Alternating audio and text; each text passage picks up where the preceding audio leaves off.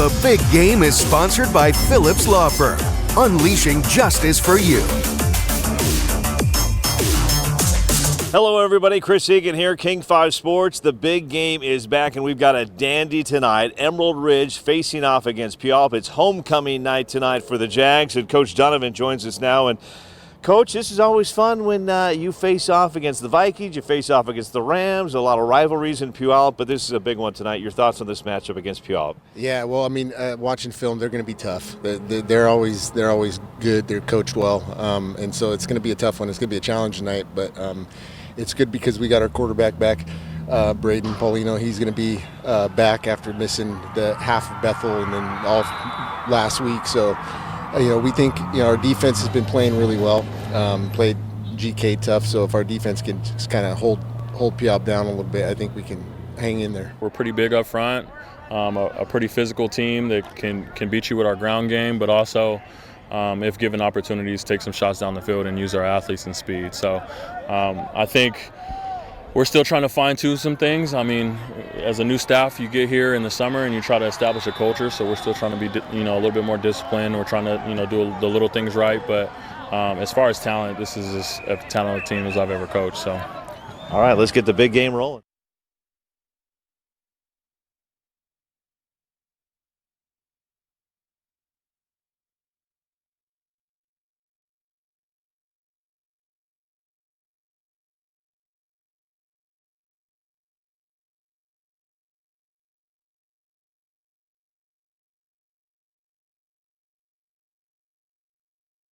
On the Emerald Ridge Jaguars, 1-2, and some would argue maybe they are the best 1-2 team in the state right now. They had a quarterback that went down with injury in those two losses. He is healthy. He is ready to go tonight, and we're excited tonight during the big game. We've got former Emerald Ridge coach Troy Haffaday.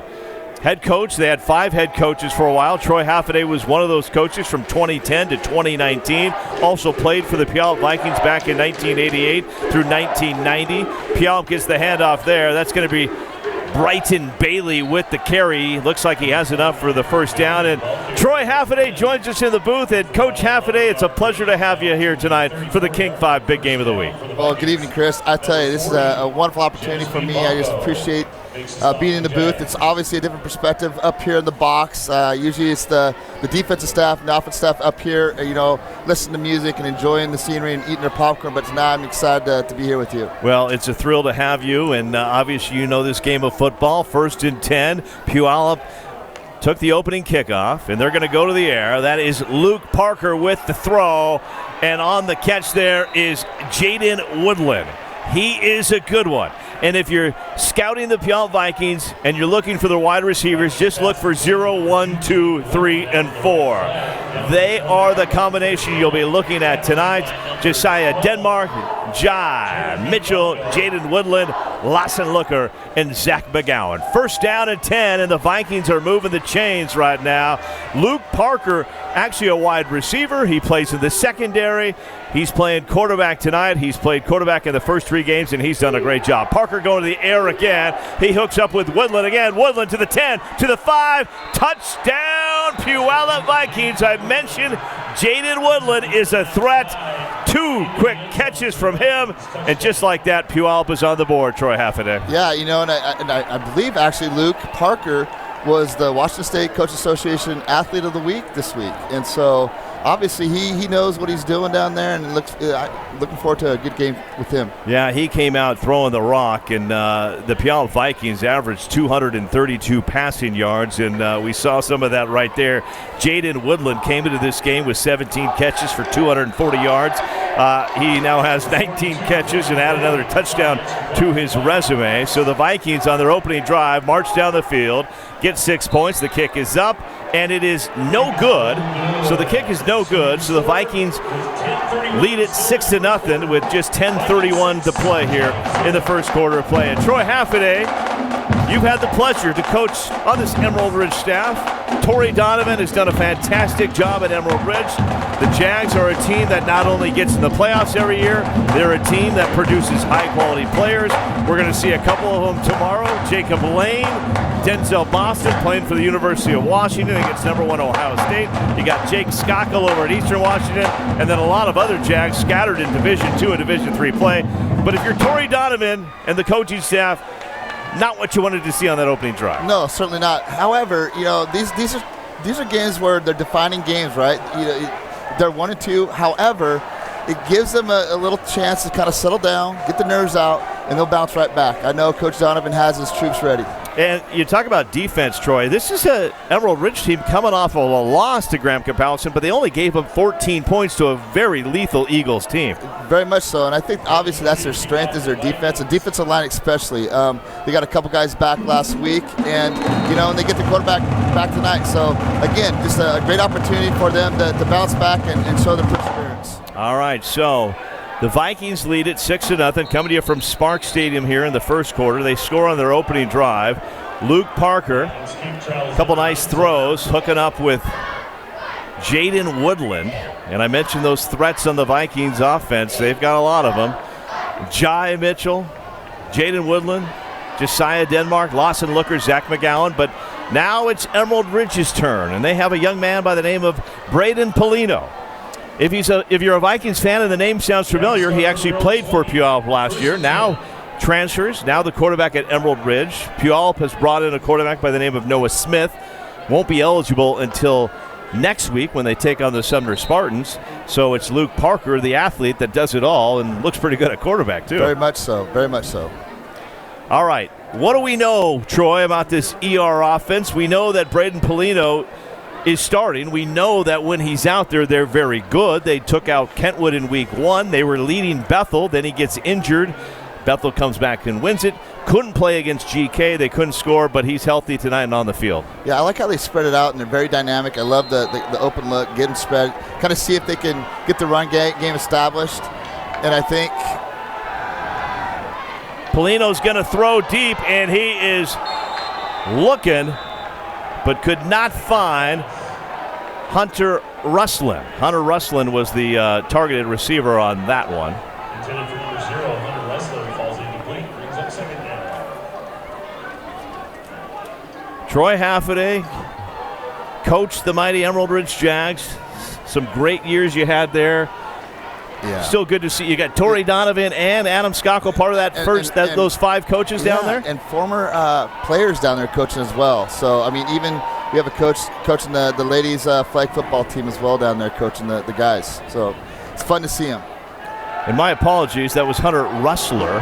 And, he had a wide open target right there.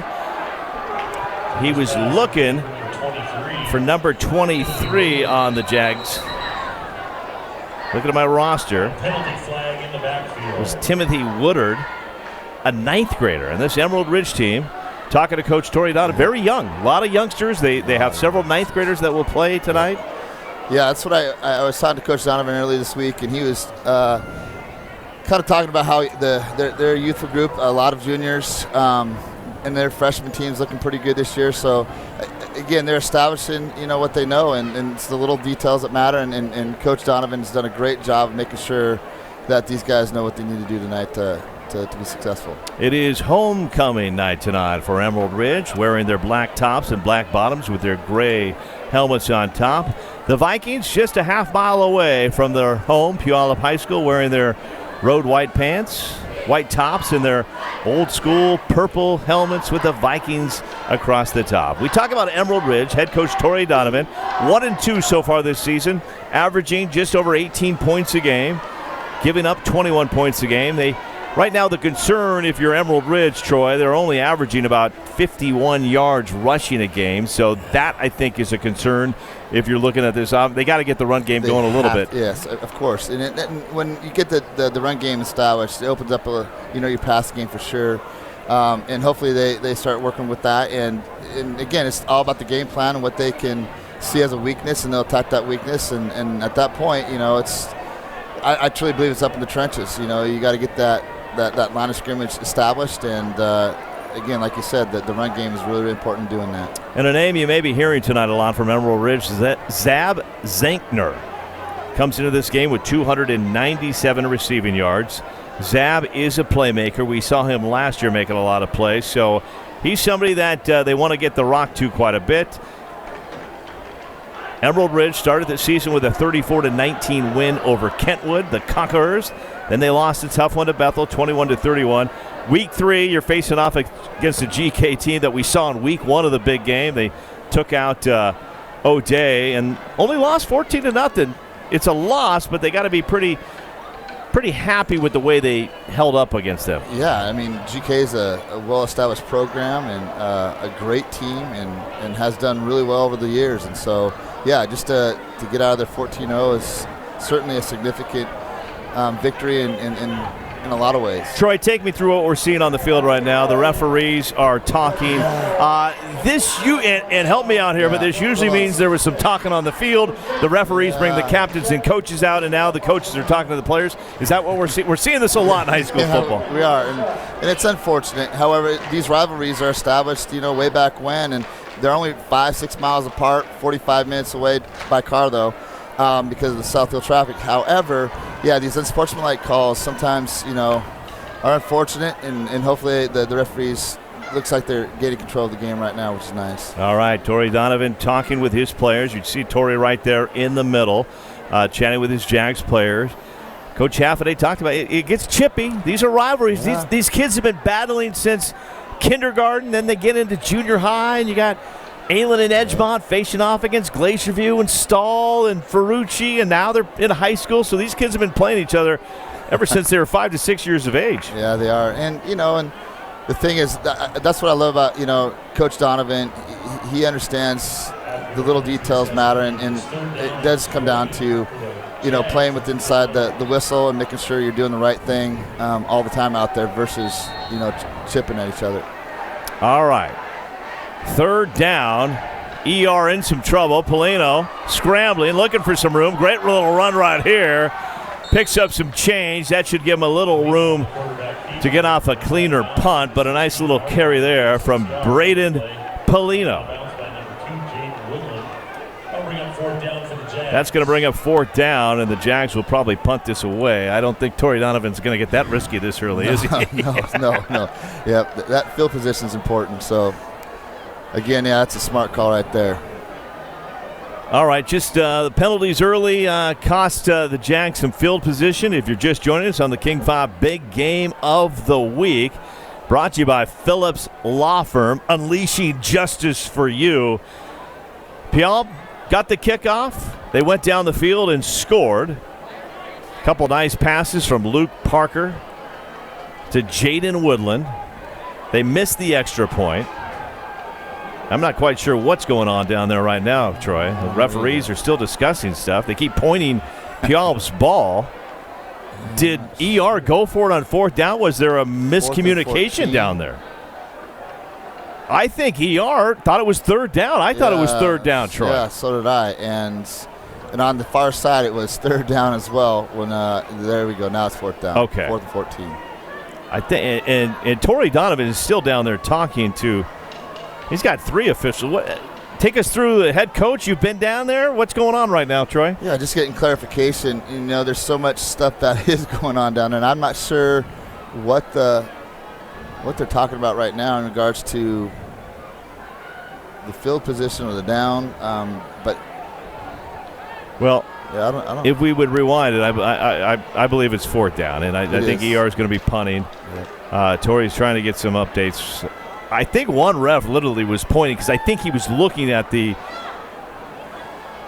sticks, which said 4th down. But sometimes, Troy, you have people working the sticks that humans make mistakes. We all do, right? yeah, for sure. And usually the refs are on the same page. They have their ability to double check themselves. So again, I think there's more going on to it than just the down. Well, we're coming in tonight from beautiful Spark Stadium, and with 2 passing teams, we knew it was going to be a long game. Throw in some officials now, and this thing may be over by 10:30 tonight. The scoreboard said it was 4th and 20. But yours truly in the booth thought it was 3rd down and 20. I think Coach Donovan thought it was 3rd down and 20. So now they got all the officials there discussing this. And since we are at beautiful Spark Stadium, it gives me time to kind of let people – we like to give a history lesson, if you will, Troy. And before the Puyallup School District opened Rogers High School in 1968, the sports facility known as Spark Stadium was actually called Viking Field because before Rogers, there was only one high school in town. That was Puyallup High. The field back then, it was grass with a wooden-covered grandstand on the south side of the field. In 1969, Rogers, officially a high school in town, Viking Field was renamed Sparks Stadium in recognition of Mr. Carl Sparks. Mr. Sparks moved to Puyallup in 1939, served as head basketball and head football coach at Puyallup High. Carl was also the Puyallup School District's first athletic director. So there you go. There's your little history on Sparks Stadium. Well, that's interesting because it was my 9th grade year that they ended up burning down the stands. And so we didn't get our night game. However, that allowed us to have my sophomore year when the Vikings won the state championship in a new stadium. So the first year the stadium was built, Billy and company won the King Bowl. You seem a little bitter about not getting that night game still. I'm very bitter, actually. Troy Haffaday coached Emerald Ridge from 2010 to 2019, played for the Vikings from 1988 to 1990. You had the pleasure to play for Mike Heward, who will be joining us in the booth in the second half. It's going to be great to see Coach Heward. What was it like playing for Coach Heward back in the days? You know, he just believed in us, and he was so instrumental in who I am today, and not just Coach Heward, even Peggy Heward, who was, just incredibly dynamic and supportive and encouraging through the whole process. But he knew the game of football. It was well established, very disciplined, and he paid attention to the little details. And not that you just take that on the football field, but he tossed on the football field, but you're able to take that into where life is in the classroom. And it's just paying attention to those little details in life. Well, it looks like we're finally going to get this game rolling again. A long delay there over whether it was 3rd down or 4th down. I didn't see a lot of arguing from the Puyallup sidelines. Officials were basically on the ER sidelines the whole time. When it's all said and done, it is officially 4th down now, and Emerald Ridge will punt it away. But whatever happens here, the Puyallup Vikings are going to have some great field position. And the punt is up to the sidelines, fielded by Jaden Woodland, and Woodland is everywhere. Another flag down on the field. I don't know if that was like a sideline interference there, because I'm not sure what else would be back there. It looks exactly like we see one of the ER coaches letting one of his players have it there, because I think it was a sideline interference. Yeah, those get-back coaches. I had one, Mr. Snell. He works for L&L Printing. He was always pulling us back, and sometimes we get a little fiery with him too. But you need those guys down there. The get-back coach. The get-back coach. All right, the get-back coaches. All right, here comes the Puyallup Vikings. Head coach DJ Mims. Last year, he was at Mercer Island High School. He grew up in the 253, went to Franklin Pierce High School, played for Coach Lutton over there, and Jason Gesser. They had a really good team. I believe made it to the semifinals, the Franklin Pierce Cardinals. DJ went on to play college football, was doing great things at Mercer Island, wanted to get back in the 253. The Puyallup Viking job opened up, and DJ took over, and so far, so good for Coach Mims, and that's Brighton Bailey with the carry right there. And Bailey has been a threat so far this season. 447 rushing yards coming into this game, 7 touchdowns. Bailey knows how to sift that end zone and get in there. And Troy, as I'm taking the eye test right now, I'm seeing good things from Luke Parker, Bailey, but I'm looking at that offensive line, and they got some big boys down there in the trenches. Big boys, and I love the fact that he hits that hole so quick. He just trusts his lineman. Kova Doyle is a name you need to know, number 56 for the Vikings. He is one of the best in the country right there. There's the pass, and Parker wetted out. hooks up with Jaden Woodland, and I don't know, Troy. I'm not a football coach. I'm not going to act like one, but you got to get somebody on Jaden Woodland right now. Yeah, he is having a night. Bring it up, that's for sure. It's tough when you got athletic guys out there, and it might be a situation where they're trying to find matches to where they're going to be successful at. Right now, they're probably, I'm assuming, in a coverage that they might have to look to change down the road. All right, first quarter from Sparks Stadium, 8:53 on the clock. Vikings lead at 6-0, moving the chains back in the red zone again. First down and goal. Luke Parker in the shotgun formation. Hands it off, and that is going to be a touchdown for Brighton Bailey. Came into this game with 7 touchdowns. He now has 8. He is a touchdown maker, and why not follow the big boys? Brighton Bailey saw a big hole. Kova Doyle, Marley, Molotov Muma, and Preston Liberal leading the way down there. They are. They just keep moving their feet and keep pushing. These guys have not missed a lot of mills, Troy. No, they haven't. No. That's what you need on that front line for sure. You need big guys. You need big guys, and they've got them. All right, looks like the Vikings are going to go for 2. They got Lawson Looker lined up as the quarterback. Lawson Looker takes the pitch. Lawson Looker throws the other way. Vikings getting tricky. Emerald Ridge not going to have that, so the 2-point conversion fails. So with 8:39 to go, and here comes more flags, Troy. Yeah. We talk about discipline. We talk about getting chippy. If somebody takes a shot, you got to walk away. You do. You got to control what you can control, and part of that is just playing the game within the whistle, and it's hopefully they'll settle down and start focusing on what's important. We got Big Game Taylor, our photographer tonight, one of the best in the business. And Big Game Taylor, if we could pan over to that Puyallup Viking crowd over there, they are just, look at this. They're packed in there. It's yellow night. It's homecoming night for ER. It's yellow night. And this is what I love about Friday Night Football, Troy. It's always this is our 4th game, and we've had huge crowds for every game. People talk about the glory days, back in the days. The glory days are now. They're right now. Yeah, and it's nice to see the stands packed, the band's here, lively, the cheer squads. It's just all those little things that make Friday Night Lights so special. Well, if you're Torrey Donovan, you didn't draw it up like this.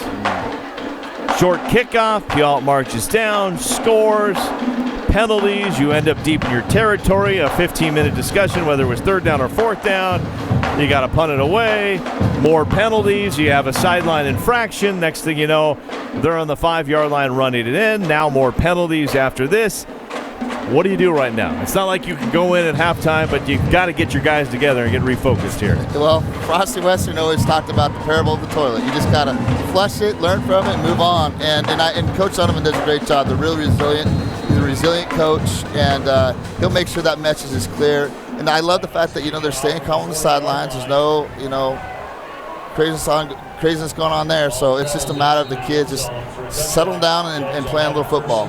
Parable of the toilet. Parable of the toilet. Just flush it. Yeah, just flush it. You got to flush it. You got to learn from it. I'll stop right there, Chris. Okay, all right. Troy Halford, the parable of the toilet. Western, well, you mentioned Frosty. You mentioned Frosty, and Frosty had a lot of victories on this field right here as the head coach of the PLU Lutes in the day, one of the best in the business. Emerald Ridge. Been fun to watch some of their former players that you coached. Denzel Boston, Jacob Lane. They'll be taking on number 1 Ohio State tomorrow night. You got Jake Skockle. What a career he had for ER. He's over at Eastern Washington now. Let's see if ER can get the offense going. And not much happening there on the run. They got a good push there. Just got to hit that hole. Good push. Just not much there for Trey Robinson. Maybe got a yard on that one. Trey Robinson, number 37. Braden Polino, the quarterback. Nathan Rodriguez Huerta, the freshman, came in and did some good things for the Jags. I'm getting a lot of lessons as a 9th grader. It's not easy to take over as a 9th grader as a quarterback. It's real difficult. Braden Polino in the shotgun. He's going to go to the air. Little dump out pass there. It's like Trey Robinson picked up a couple, but the Vikings were all over that. They swung to the ball for sure. Emerald Ridge with their black tops and their silver numbers. Very shiny silver numbers there. Yeah. I like those silver numbers. Yeah, those are nice. They look sharp. So that's going to bring up a 3rd down and long for Emerald Ridge here. And I mentioned the 9th graders on this Emerald Ridge team. They have a 9th grader by the name of Corbin Williams, number 16. Keep an eye on this young man. He is a basketball standout. He caught a touchdown in the first game of the season. He is a big target for Polino. And he was looking for him. He just didn't have a whole lot of time. Corbin Williams running down the right side. And that's going to bring out the punting crew again. And this Viking defense is all over the place, led by number 24, Markel Newell. Markel Newell, I spoke with his parents before the game. Troy, they came up, very proud parents. Hey, make sure you mention Markel, number 3 cornerback in the country right now. I love it. These Vikings have some weapons. Yeah. This is just a special time for just the whole community and parents. And, some would be this will be their last season playing football. So, again, I just appreciate what you guys do at King 5 and just bringing, football to the community and to the state for that matter. So, again. Punt return. Jaden Woodland is everywhere tonight. Jaden Woodland is having a game so far for the Vikings. He's returning punts. He's catching touchdowns. And Coach DJ told me about this young man. He said he's very good, Chris. Keep an eye on him. He is our playmaker, and Coach was not lying. No, he's quick. He hits it hard, and he runs with the purpose for sure. I love his ability to want to get downfield quick. And we mentioned Jake Skockle, the former Jag at Eastern Washington. Jaden Woodland just committed this week to Eastern Washington to go play for the Eagles. So congratulations to Jaden Woodland. Parker throwing, Parker finding. That's Jai Mitchell. Mitchell to the 20, to the 10. I think it's coming back, though, Troy. Maybe some holding? Looks like there's a little hold in there for sure. But, Jay, I tell you right now, he won't have a better teammate than Jake Skockle. I mean, just a great, great kid. And that's what makes him so special, too, is his ability just to be a great leader off the field. So, yeah, I'm excited for him to get over to Eastern Washington and play with Jake. Jai Mitchell, one of the weapons on this team, came into this game with 15 receptions for 216 yards. That is holding. Lawson Looker, another one of those weapons. He came into the game with 9 catches for 220 yards. He's coming off back-to-back games with touchdowns. Zach McGowan, number 4. Keep an eye on this young man. He is a weapon as well. I got the pleasure to coach his little brother, Riker, who's a good little athlete. Great athlete. All right, so 1st down and 15 for the Vikings. Ball on the 35. Luke Parker throws. Luke Parker has Jai Mitchell again.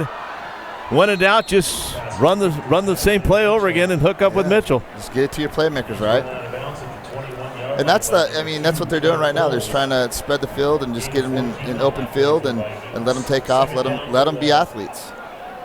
And that's what they're doing, and that is exactly what Puyallup has decided to do. I mentioned this team is 3-0, averaged 41 points a game, only 14 points against.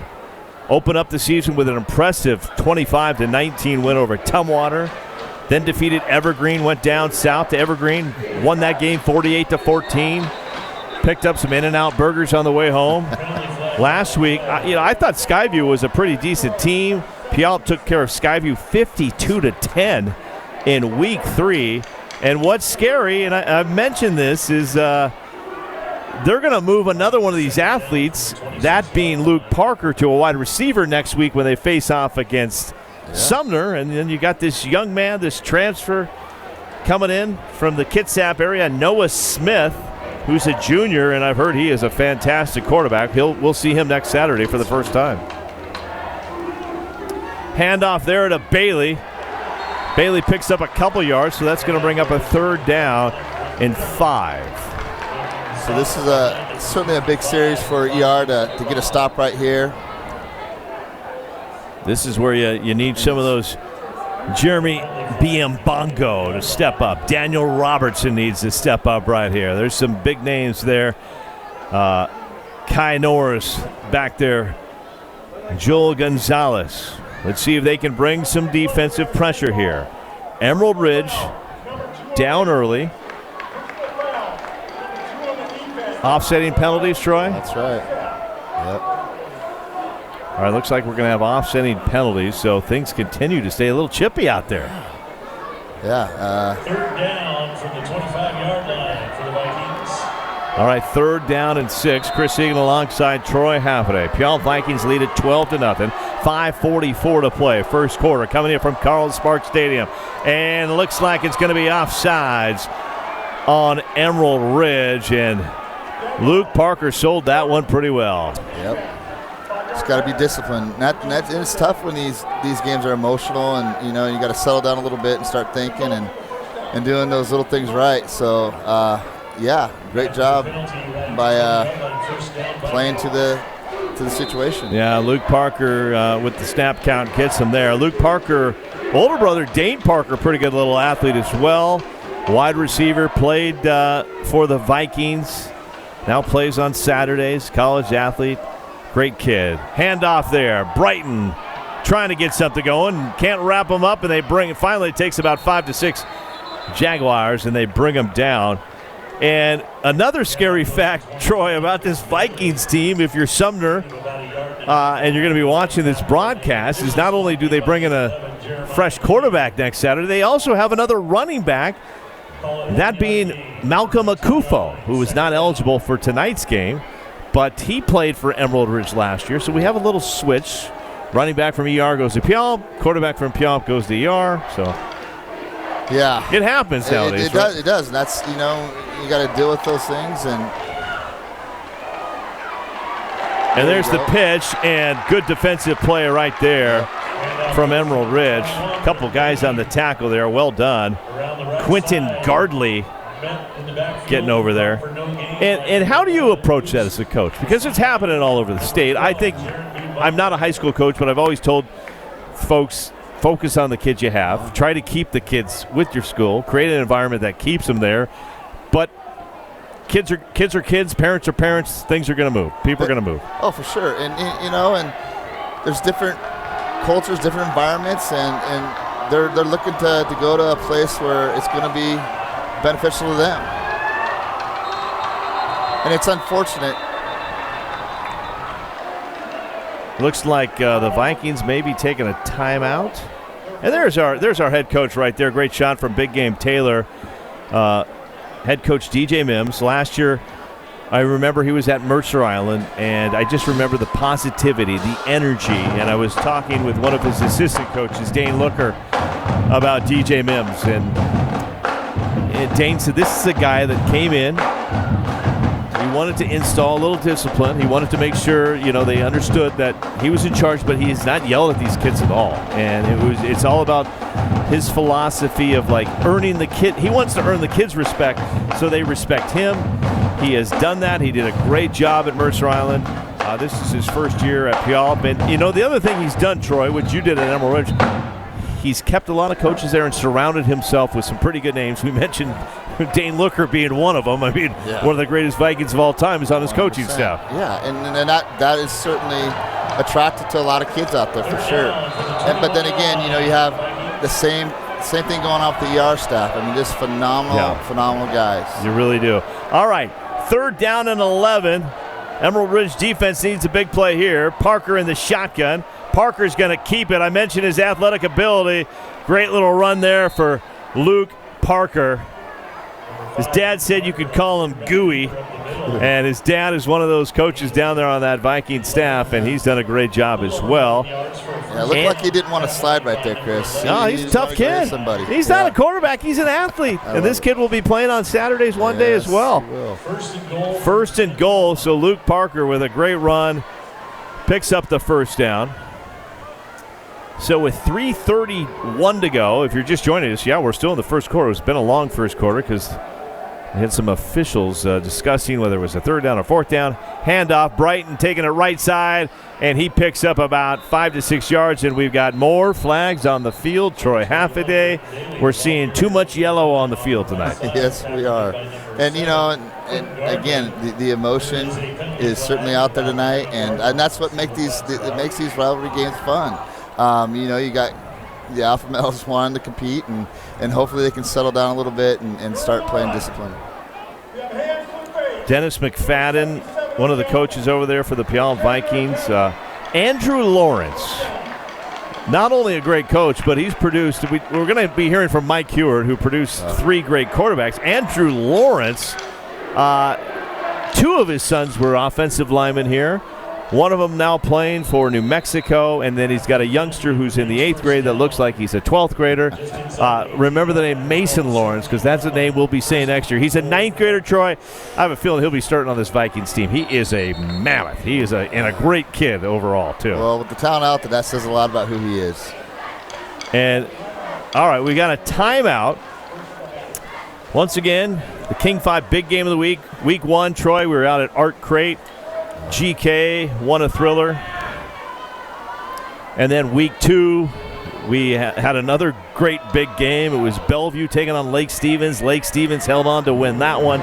Last week we were at Issaquah, sold out stadium out there. Issaquah taking on Skyline. Skyline held on at the very end and won that game. And here we are, week 4, football season moving on. Week 4, you're now in conference games. Take me through the mindset. You've had 3 weeks to look at your team.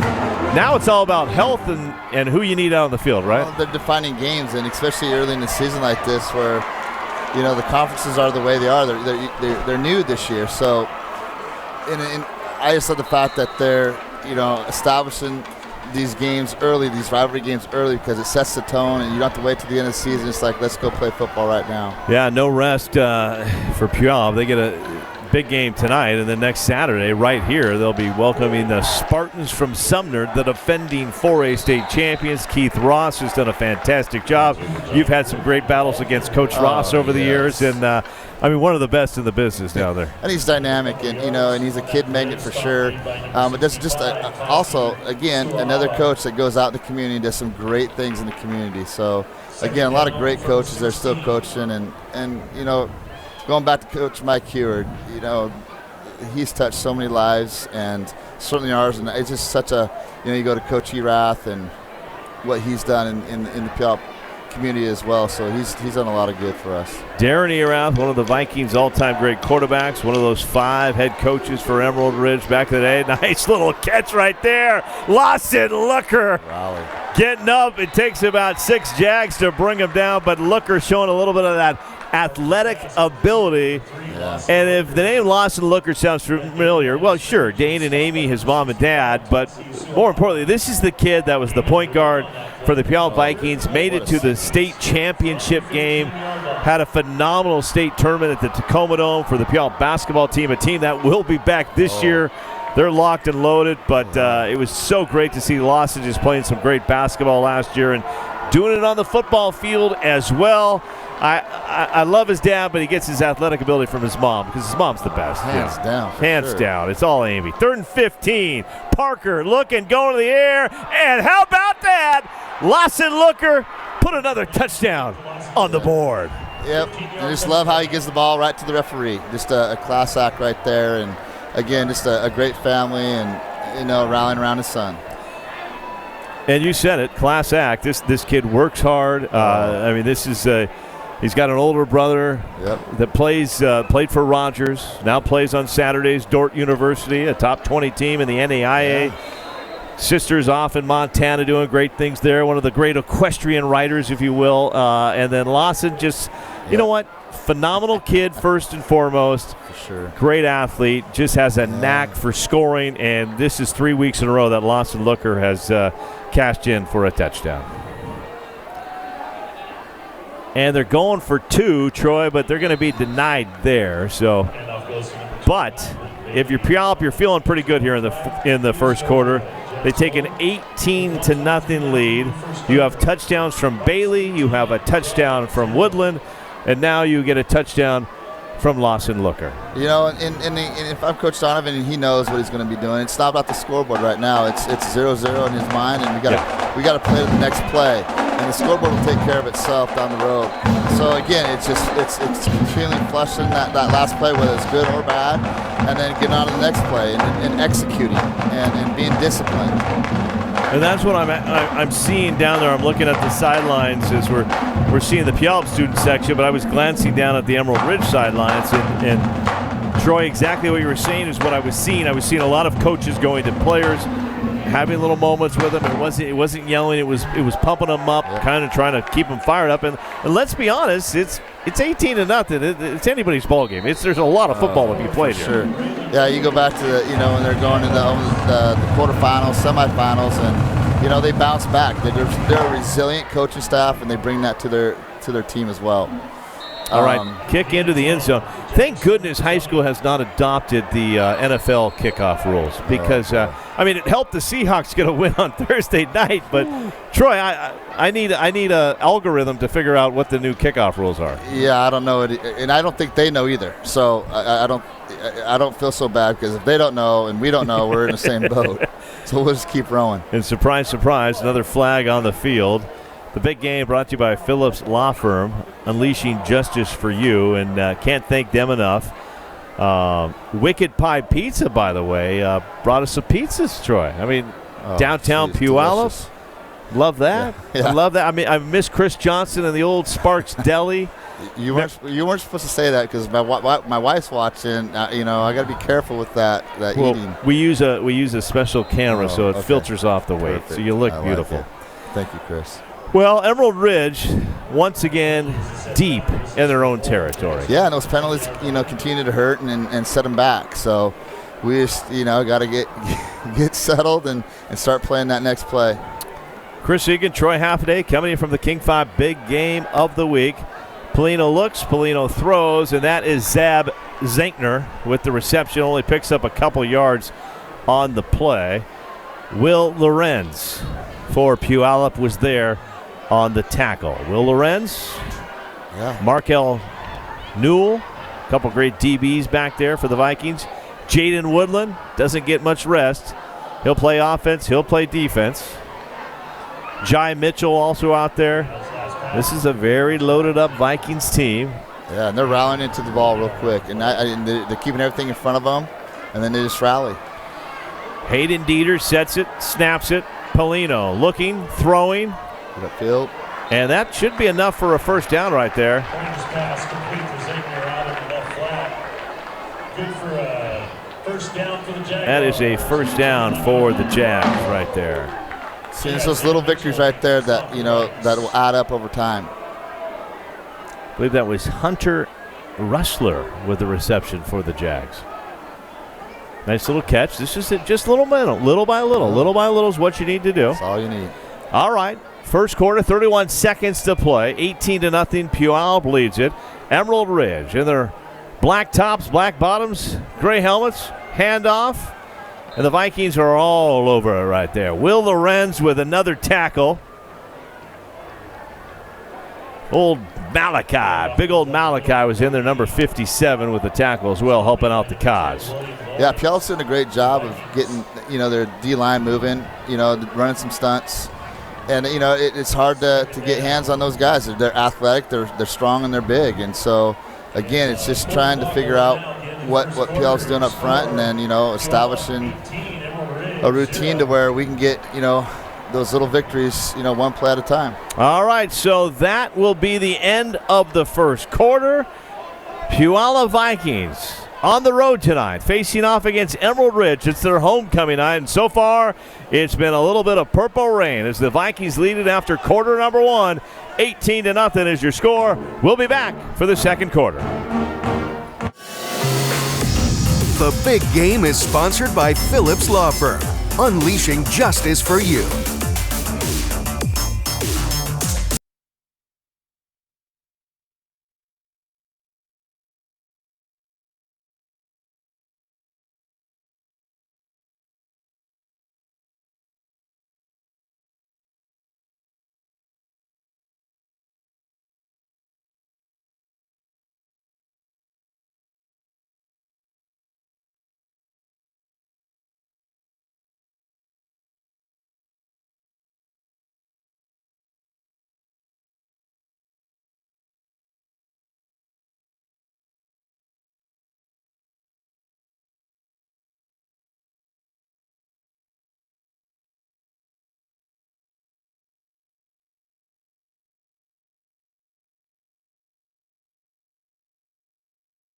All right, welcome back, everybody. Carl Sparks Stadium in downtown Puyallup, Washington, the heart of the valley, just a stone's throw away from the Washington State Fair. I'm Chris Egan, King 5 Sports. Troy Haffaday, former Emerald Ridge coach, former Puyallup Viking player, joining me tonight in the booth. We'll also be joined later in the second quarter with former Vikings wide receiver Brett the Hitman McDaniel. Mike Heward will join us in the third quarter, and then Troy Haffaday will be back here in the fourth quarter because I have a feeling Heward's going to talk a lot about the Vikings. But Emerald Ridge trying to move the ball, and that's exactly what they're doing right now. Going to have enough there for the first down, Troy? I think so. That's what they needed right there.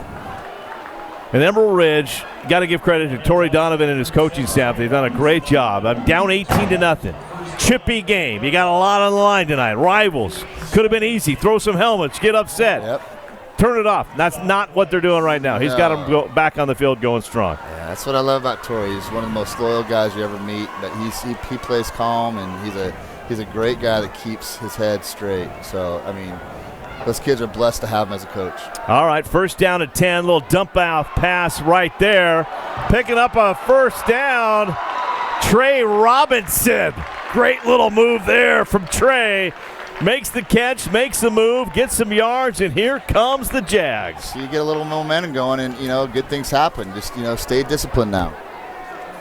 Polino remaining calm and cool. Nice little lofty pass there to Trey Robinson, and another first down for Emerald Ridge. Yep.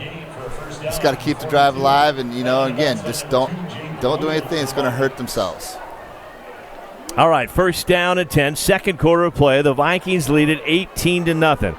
Emerald Ridge, 1-2, trying to get back on the win track. Won their first game of the season against Kentwood, then lost a tough one to Bethel, then to GK. Handoff is made, and oh my, some big boys from Puyallup are right there, and there's old Malachi. Yeah, that's something, Troy. He hits me, my ribs. I'm broken. My ribs are broken. That was a great form talker right there. That's exactly the way we teach it. All right, here we go. 18-0.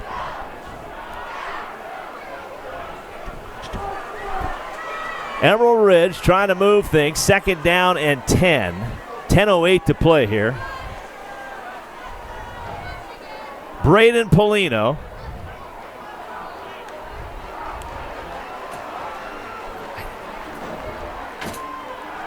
Polino scrambling, looking, and he is brought down there.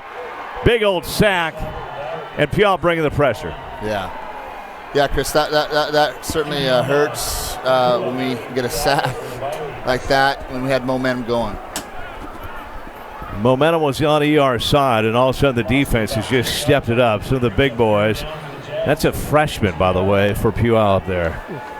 Old KT, as they call him. Does not look like a freshman at all. They got some boys down there that know how to bring the heat. I don't know what's in the water, man. Well, it's not the Puyallup River, I'll tell you that. That's a little muddy there. Yeah, it's a little muddy. It's a little brown. Yeah, it's a little brown. All right, big third down here for ER. Needing something. Polino scrambling. He's going to run this one. Picks up a nice little run right here. He's still going to be about 12 yards short of the first down, but will there be any flags? A little extra tackle there, maybe, Troy. Yeah, that was a little. Yeah, it was a little late, but refs are doing the best job they can do. So you got to keep playing. We can't control the refs. Fourth down. You're down 18-0 here. 8:50 to go. Do you punt it? Absolutely, and he goes back to the field position. Puyallup's been on ER's side the whole night. So again, if we can establish the field, it's a fumble, it's an interception, it's something that can happen that can immediately turn the momentum of the game. Okay, Coach Donovan probably didn't need advice from Coach Haffaday, but that's exactly what they're going to do. They're going to punt the ball away. And here comes the mighty Vikings.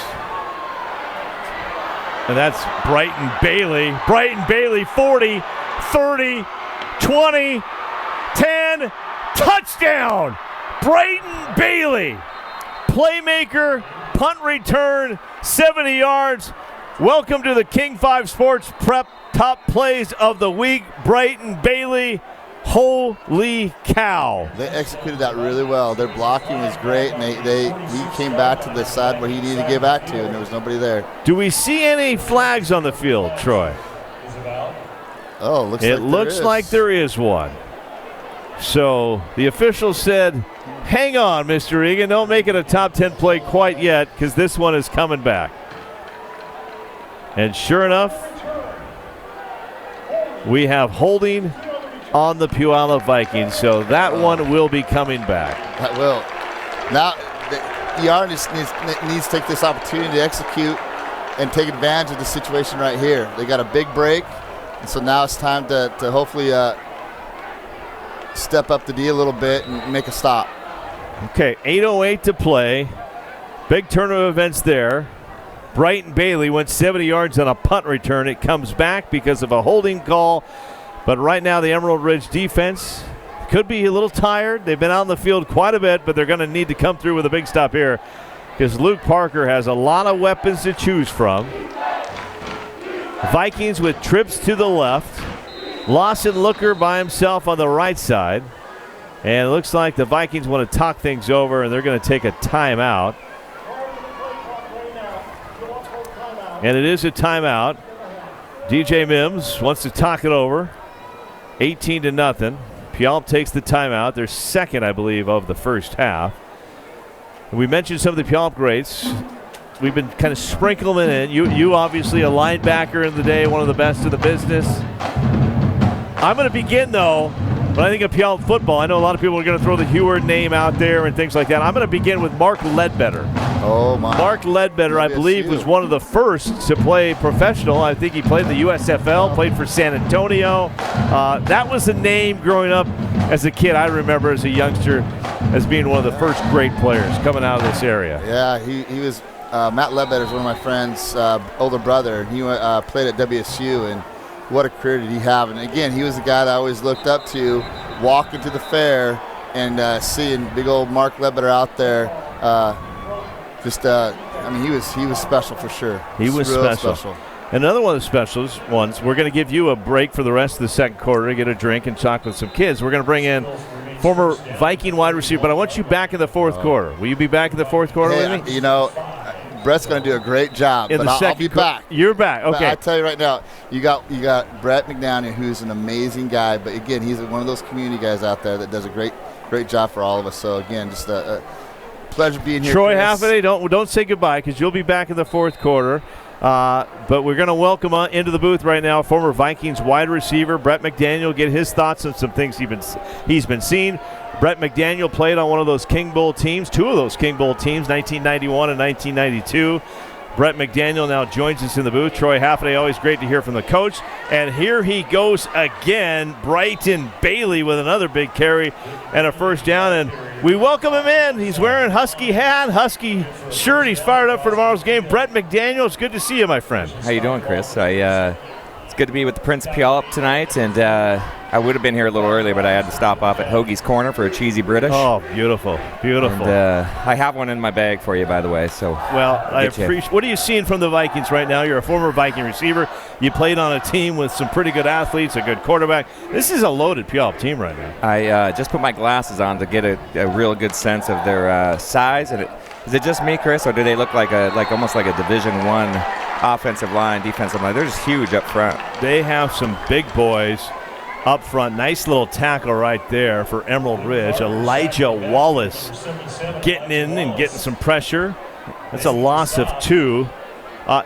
They got the big guys up front, and that obviously makes things a little easier for Luke Parker and these wide receivers. But this is like old school Puyallup football, the King Bowl teams, when you had 4 to 5 wide receiver sets out there.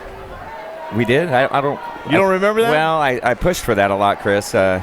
Coach Eward liked tight ends, and we ran a lot of tight end sets. Once in a while, we had a trips set where we had not 3 a lot on the of field. trips. Okay, not a lot of trips. I just remember you making a lot. And Emerald Ridge needed a break, and they get one right there. Interception off of a tipped ball, and that is number 12, Jeremy BM Bongo with the interception for Emerald Ridge. But hang on, there's another flag on the field. But BM Bongo, right place, right time. We'll see if this holds. Troy Halford talked about this game. It's a game of momentum. Things can shift. It looks like it's all Puyallup, and that is going to be on Puyallup, so the interception will hold. So just when you think Puyallup's going to run away with this, Brett, well, you got momentum. You got 6:48 still. You can make a little momentum here before halftime, and going to halftime feeling a little confident coming out in the second half. And so this could be interesting to see if ER now can capitalize. How tough is it, former Vikings player, not to get chippy in these games, in these rivalry games? Because we're seeing a little bit of that down here tonight.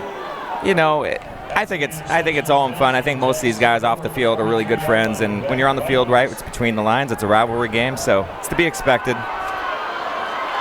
And another flag is on the field, in the backfield, which is usually a holding call. Braden Polino with a scramble, not much going there. This Vikings defense is all over the field. And sure enough, it is a holding on Emerald Ridge. I think, Chris, a lot of your viewers probably wondered this. You were a heck of a basketball player, obviously accomplished tennis player, now pickleball phenom. Why no football? I know Coach Heward recruited you hard. I know he was after you. He saw the athleticism. What happened? Here's the history, and this is the true story. 1987, the Puyallup School District, which has junior high still to this date, was allowing junior high kids to come up as ninth graders to play high school sports. Not many kids had ever tried it. Well, 1987, I decided, why don't I go try to play on the tennis team?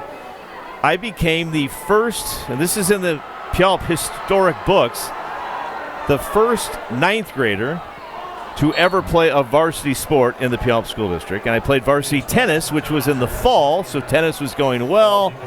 I would have loved to play for Mike Heward. Damon Heward was the quarterback, wide receiver Mike Boxham back in the day. But unfortunately, tennis was pretty good, so I stuck with tennis, Brad. Well, so that's the story. It worked out. Unfortunately, I think you might have been the difference maker to a King Bowl run. When Coach Heward gets up here a little bit later, I would like you guys say to that, right? I think so. Well, you were a member of two King Bowl teams, 1991 and 1992. What was so special about those Puyallup teams that made those runs? Well, obviously the 87 team, 89 team, 88, right? The nice play. Move the chains. Good little pickup there. Noah Jones with the catch for Emerald Ridge. Those years were special because we grew up, right, going to the games, idolizing the kids before us. I know this goes for a lot of towns, and you grew up wanting to be one of those guys, and I think it just bred itself. And then for us, was listening to Def Leppard and AC/DC on a Friday or Saturday night in the summertime at Aylen Junior High and running routes. And a little bit different time, but you really wanted to be like the guy in front of you, and it just kind of grew. And it grew into something special. Yourself, Mario Casello, Darren Erath put together some good teams. And, oh, man, he had his man over there. Like that.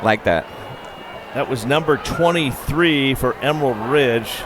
He was looking for. Just overthrew him just a bit right there. Just a bit. I couldn't quite tell if they were in cover two. It looked like he was trying to shoot that seam there, but good attempt. Take a little off that next time. He's got a completion there. Fourth down here, Chris, and 11. I like to see him aggressive here. You got to believe they're going to go for it here. Down 18-0, 5:45 to play in the second quarter from Spark Stadium. Beautiful night in Puyallup. Kickoff temperature about 66 degrees. Washington State Fair, Puyallup Fair, whatever you want to call it, is over. So the scent of scones and elephant ears no longer in the air. Puyallup brings the heat, and Puyallup with another sack. Malachi bringing the heat. Mikey Pulalasi was in there as well. Will Lorenz. I mean, they've got bodies flying all over the field for this Puyallup team that just seems to bend a little bit, but they are not breaking tonight. Yeah, and it's unfortunate for ER right now, but I really do like a lot of the athleticism you're seeing out there. They got some guys that look like they just need a little more experience, but maybe even looking to get that quarterback outside the pocket a little bit, relieve some of that pressure, get him out on the edge. All right, so Viking ball. They lead at 18-0. Intercepted on his last play. Luke Parker keeps this one, and Luke Parker picks up 12 yards, and we've seen him now with 2 runs tonight, and both of them over 10 yards. This is a very good athlete. His brother, playing collegiately right now. Dane and Luke can do it all. He's a wide receiver. He plays safety, can play quarterback as well. Kind of like you back in the day. Right. The difference is when I caught a ball, I got caught from behind by number 75, 20 yards later. These kids tend to outrun people now, so it's a little different time. These guys are so athletic and big and strong these days. All right, Parker throws, finds Jai Mitchell. Mitchell picks up about 6 to 7 yards. Josiah Denmark there to help him up. This Vikings team all over the field. I asked Dane, who do I look out for? He said it's pretty easy with our offense. Just look for 0, 1, 2, 3, and 4. Okay. Is that how Puyallup does it? Just put the receivers 0, 1, 2, 3, and 4? It makes it a lot easier. Makes it easier? Definitely. I don't remember it being like that, but I do like that. That's a nice strategy. Well, look at this. Not only we got 4 to the left side. There they all are. I mean, this is – and Parker's going to keep it right up the middle. Parker, 20, 10, down on the 8-yard line. They spread the field and let Luke Parker do his magic, and that's another first down for Puyallup. Really creative play call right there, right? Spread everyone out. Wait till they go and then just run. You got an athlete like that kid. My goodness. How much you miss these Friday nights?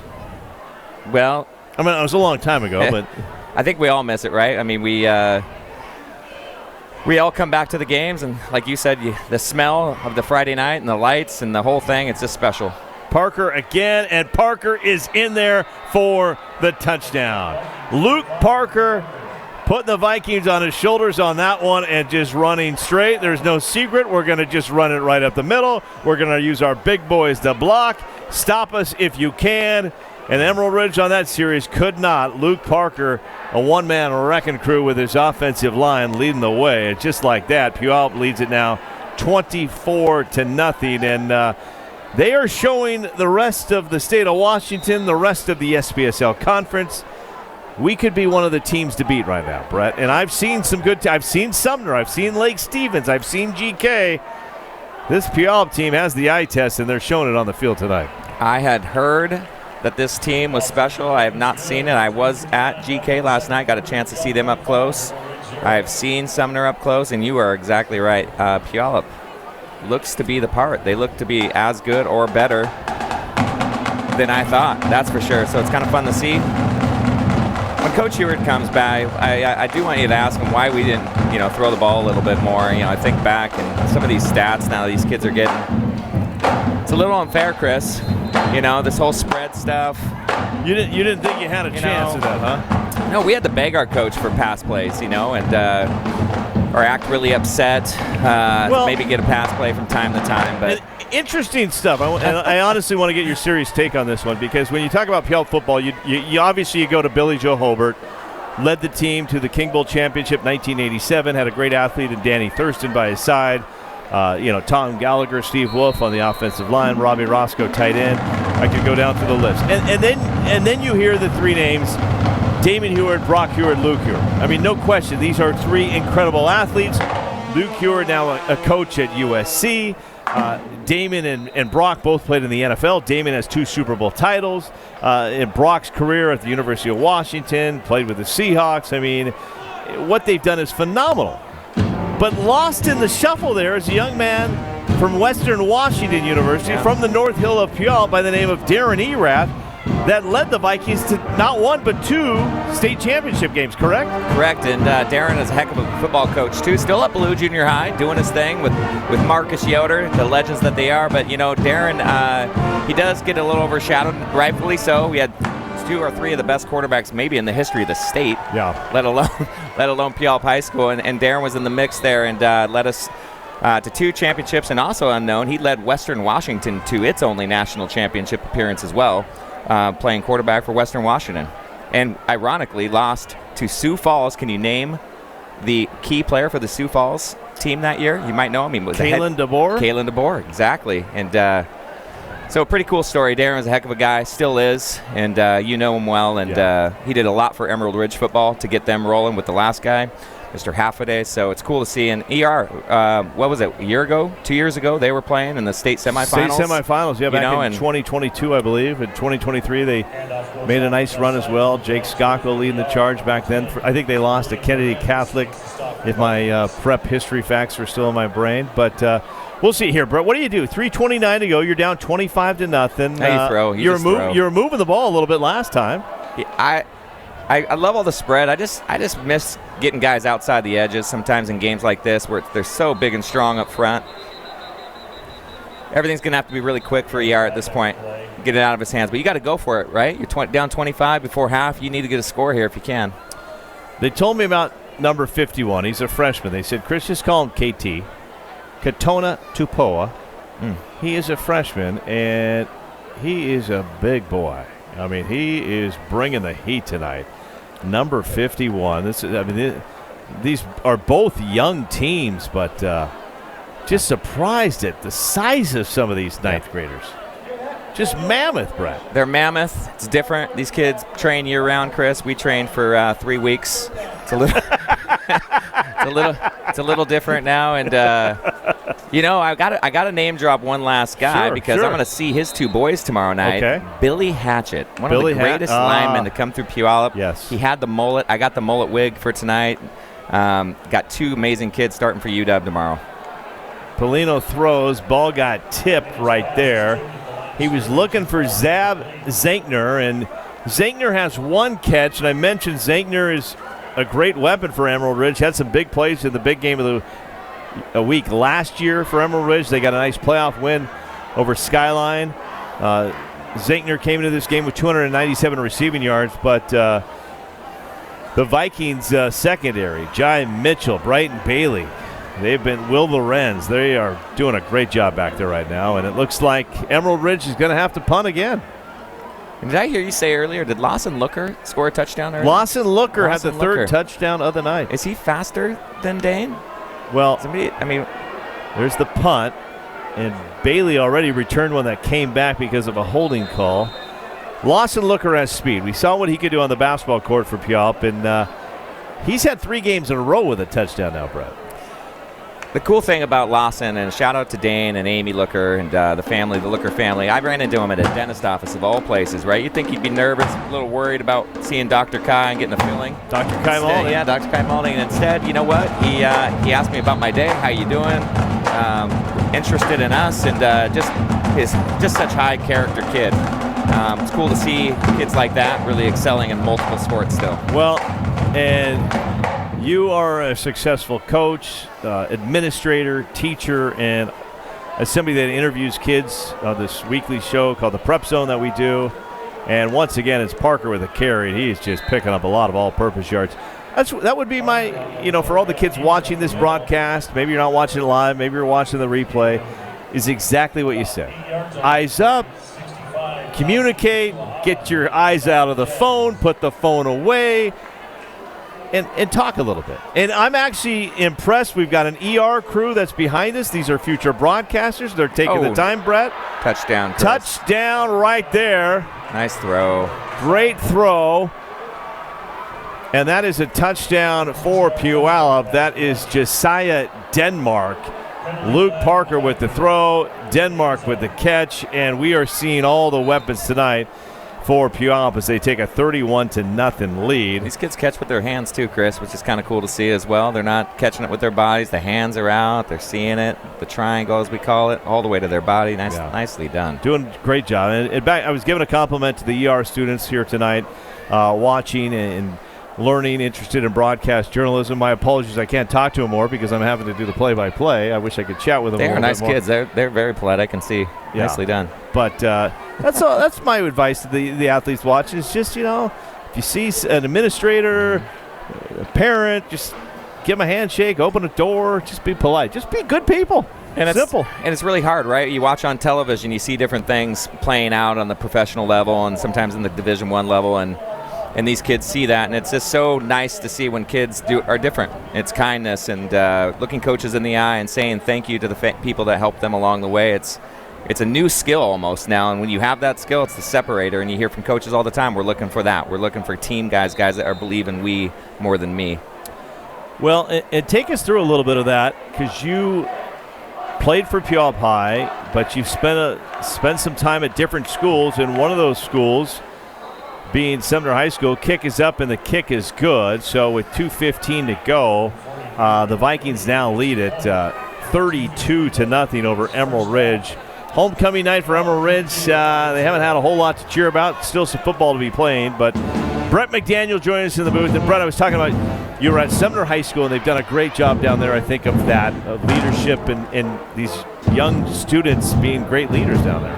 Yeah, and you know what, it all started, and we were struggling at Sumner, and our biggest motto was really believe in who we do have and not worry about who we didn't have or who was leaving, and really commit ourselves to being the best that we could be for the kids that were there and honor those kids and work really hard with what we had. And through that experience, you give them an opportunity, you really believe in them and love on them over time, and you build those relationships. You start to build that momentum wherever you are. So for all the coaches trying the quick fix or doing those things, I just highly recommend really believe in who you do have and not worry about who you don't have or who's leaving or who's coming, because the world is so different now. And just whoever's there, and love on them. Give them everything you can, because we all want our kids to have a great experience, right? I mean, that's ultimately what I want for my son, and I know you want for your kids, is to really believe or love the school that they play for, regardless of wins and losses. Just bleed, those colors that they're at school with.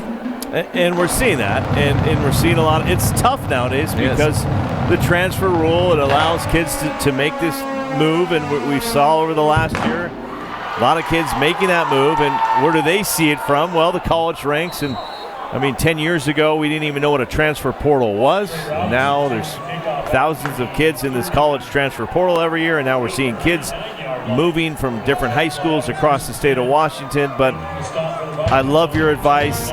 And that's not only, Brett, I think, not only for the coaches, that's got to be for the parents and the boosters at those schools too. Like, don't worry about who's not here. Focus on the kids that are at the school. And I think we do get caught up in that, right? Where everyone's talking about who left and who's coming.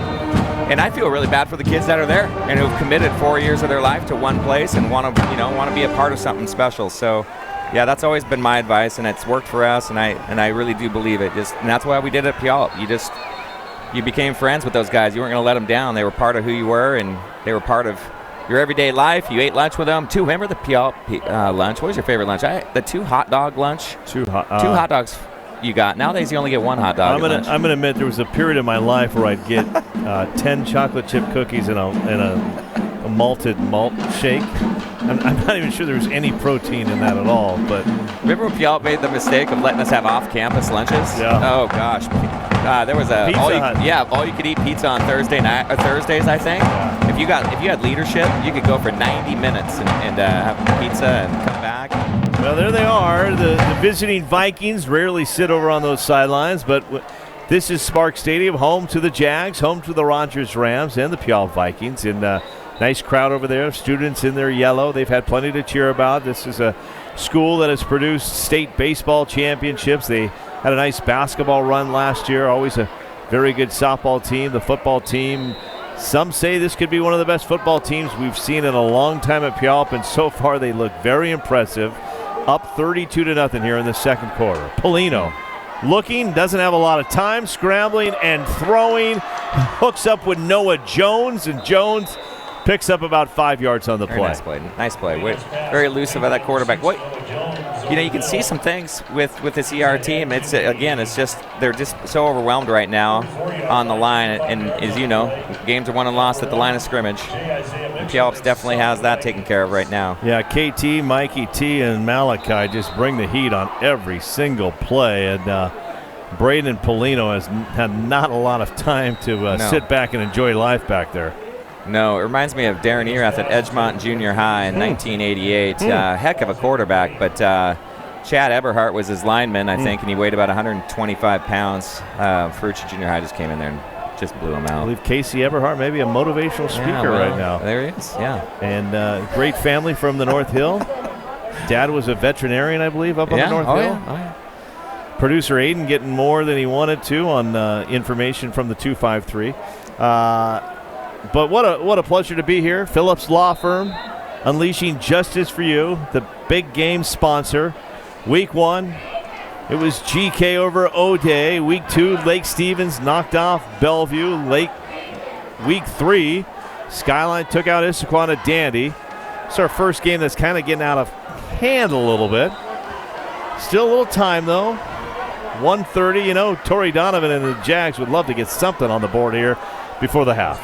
I want them to, too. You know, everyone here wants to see a competitive game, and we understand things like this happen sometimes. Momentum as a young teenager, it's hard to overcome. I think that reset at halftime will do them well. One thing I do want to mention, Chris, I don't know if you've seen ER's basketball team lately, but I'm going to tell you right now, Pat Mullen, he's got a squad that I'm going to call right now is going to be contending for a state championship this year, along with Puyallup. Puyallup obviously is returning most of their guys. We got 2 incredible basketball programs out there, too. Yeah, Pat Mullen has done a phenomenal job as a basketball coach for the years. I believe it was at Bethel before ER, correct?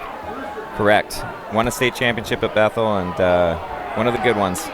All right, punt is up in the air. And that was Cody McFadden. I believe Cody McFadden's dad played for Puyallup back in the day. Not positive on that, but I believe so. And I believe Dennis McFadden, you remember the name? You know, I don't, Chris. I've got too many names of him in my head, Brett. A lot of names. Gabe Owens. It's hard enough just to focus on the Mariners, Brett. American League West champs, first time since 2001. I mean, magical time going on in Seattle right now. The Seahawks are 3-1. The Mariners are going to the playoffs. I mean, what a time to be a sports fan in the Pacific Northwest. Well, think of our kids. They've never seen it, right? I mean, was it 24 years? It's so exciting for everyone. All right. Parker, plenty of time. Parker finds Brighton Bailey. Bailey shakes 1 tackle. He's not going to shake a second tackle.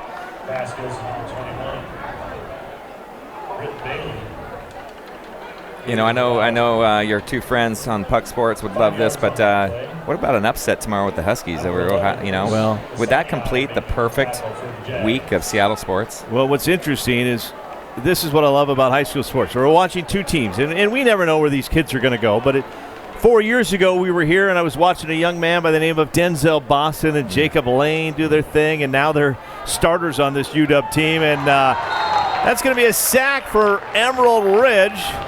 Luke Parker hasn't gone down much tonight. He does right there. Great defensive pressure there for, I believe that was Elijah Wallace with a nice play for Emerald Ridge. Very nice play, and a timely play before the half to hopefully get Puyallup off the field for the sake of ER, maybe get one last chance. How many timeouts do we got for ER? ER has 2 timeouts remaining, still. 1 left for Puyallup. 32-0 your score. Just to kind of point how we got there, it was Jaden Woodland had a touchdown for the Vikings. They got good field position, then Brighton Bailey punched one in, and the Law Dog, as I call him, Lawson Looker with a touchdown, and then Luke Parker with a great little run down the field, and he made his way down the middle of the field for a touchdown. And then the third one going to, I believe, Josiah Denmark with a nice catch in the back of the end zone. Jeremiah B.M. Bongo had an interception that looked like it was going to help get momentum back for Emerald Ridge, but they just couldn't get anything going. Brett McDaniel, 30 seconds left in the second quarter. We thank you for everything you've done over the years, helping out kids. Any thoughts? The mic is yours to all these parents and kids listening right now. Well, give us some words of wisdom. At the end of the day, right, all of our kids, whether they make it pro or whether they don't or they're done with high school, they all end up in the same place, right? They're back with us, and they're normal people in society. And I say, enjoy the ride with sports, but let's not get carried away. It's an opportunity for them to grow as people. And we got to remind ourselves at the end of the day, in 20 years, 15 years, they're still going to be coming over for, family gatherings, and they're going to have real jobs. And all this will go away someday, and what you want left is great memories. You want to be proud of how you were as a parent. You want to be proud of how you acted as an athlete. And really, really remind yourself of those profiles and character, and really center yourself on that. Let sports help you with that, And it's okay to get chewed out once in a while by a coach. It's good. It's part of the process. And not to flip out too much about that when that happens. The kids I got on the most were the ones I loved so much, and I wanted so much for them. And in our society today, sometimes kids get a little confused on that. So you got to build those relationships. But go have fun, enjoy the journey, and really remind yourself what this is all about. High school sports is just supposed to be fun, and it's about community coming together. and enjoying it. Well said. Brett McDaniel, former Viking wide receiver star, played in 2 King Bowl teams, went on to coach a lot of great teams, one of the great administrators in the state of Washington. Some words of wisdom. And it's funny you mentioned it's okay to be yelled at, because I think back, I celebrated my 25th anniversary at King 5 TV this year. I think back to week 1 at King 5 TV, week number 1. Paul Sylvie wasn't happy with an edit I made. We're in the hallways of the King, and Paul Sylvie is somewhat screaming at me about what got on the air. And it wasn't anything bad. It was just, there's a way when you get to King 5 how you do things and you do it right. And the edit wasn't right. And later on that day, he said, I do that because I care. I believe you have a bright future here. And if I wouldn't have said anything, that means I don't care about you at all. And I'm just like, whatever happens. But I want you to be good. I want you to be special. And I still remember that day to this. It's like, yeah, it's okay to get yelled. It's okay to admit you've made a mistake, and you learn from it and you get better. And so some great advice from you, Brett. It's always a pleasure to see you. Can't thank you enough for everything you do. So back thank at you, big dog. Back at you, and thanks for the opportunity to be here. And we'll talk again soon. I did bring you a cheesy British. Oh, you are the best. It's from 7-Eleven, but it's nonetheless, it's close. Hoagie's Corner, one of the great places. It is halftime here from Spark Stadium. It's been all Puyallup in the first half. They lead it 32-0. Coming up at halftime, a special homecoming show. The Emerald Ridge dance team will be out there, and we will be back for the third quarter from Carl Sparks Stadium. Legendary football coach Mike Heward on his way into the booth. We'll hear from Mike after the homecoming halftime celebration. Enjoy, everybody. We'll be right back. The Big Game is sponsored by Phillips Law Firm, unleashing justice for you.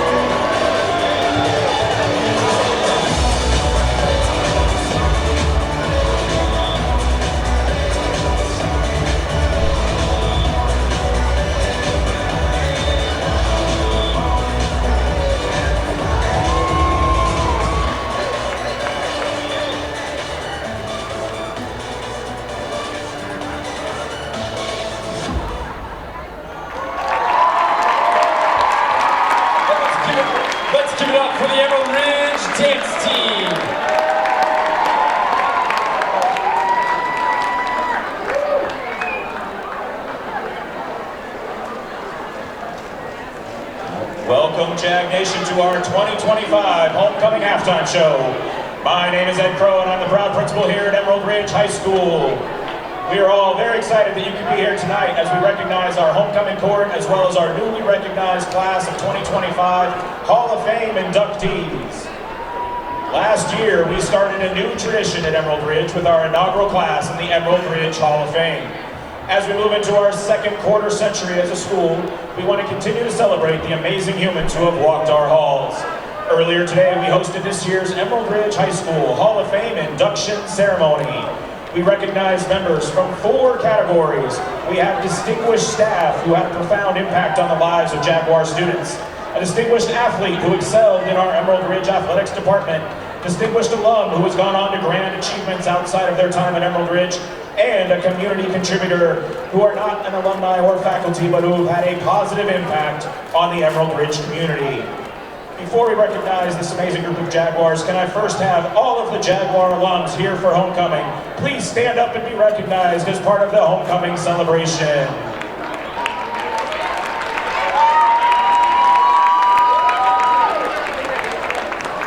Welcome back to our Jaguars. And now it is my honor to announce the inaugural class, the second class of the Emerald Ridge High School Hall of Fame. First up, in our alumni category, we recognize today Quinn Walcott from the class of 2005. Quinn is unable to be with us today because he is on assignment as a Major League umpire. He began his professional journey as a 19-year-old umpiring in the Northwest League, and he worked his way to a Major League debut in 2013. From that debut to full-time promotion in the Major League Baseball, it only took him 1 year, and he has been umpiring in the big league since 2014. He has umpired professionally in 5 different countries, has been selected for work in the All-Star Game, the World Baseball Classic, and as a home plate umpire in the 2023 World Series. Congratulations, Quinn Walcott. The first of our 2 distinguished staff members recognizing today is Sarah Seifer. Mrs. Seifer taught pre-calculus, AP Calc, and leadership. Although a great instructor, she was truly known for the relationships that she built with her students. From her annual AP Calculus shirts for her students to being at the door to shake hands with every student, every day, Ms. Seifer was constantly working to make her students feel a connection to Emerald Ridge. In 2014, Mrs. Seifer developed a rare form of lung cancer, but she continued teaching and inspiring Jaguar students until she tragically passed away later that year. Congratulations to Ms. Seifer and her family. Our second distinguished faculty member here on the track with me is Mariano Roy C. Leon Guerrero, or more commonly known at Emerald Ridge as Mr. LG. Prior to getting into education, Mr. LG served in the U.S. Army for 26 years, and after leaving the 75th Ranger Regiment as a Hall of Fame member of the U.S. Rangers, he became a school counselor and worked at Emerald Ridge from the school's opening until his retirement in 2022. Countless Jaguar alums talk about how caring and compassionate he was, and many count LG as a key reason for them getting to graduation. In addition to his work as a counselor, LG was also the longtime advisor for the National Honor Society and the staff lead for our exchange students.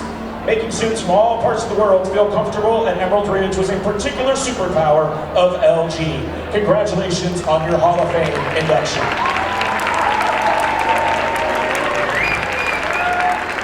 This year's community contributor is Mike Tavern, affectionately known as Papa Tav in our theater department. Mr. Tavern has been volunteering at Emerald Ridge for over 14 years. He mentors students in the stagecraft class, and he helps design our sets for our theatrical productions. During shows, he helps with sound and has given up many Saturdays leading up to productions, helping students put the finishing touches on sets and backdrops. Papa Tav loves being able to support his son, our own Mr. Tavern, in the theater experience. Congratulations, Mr. Tavern.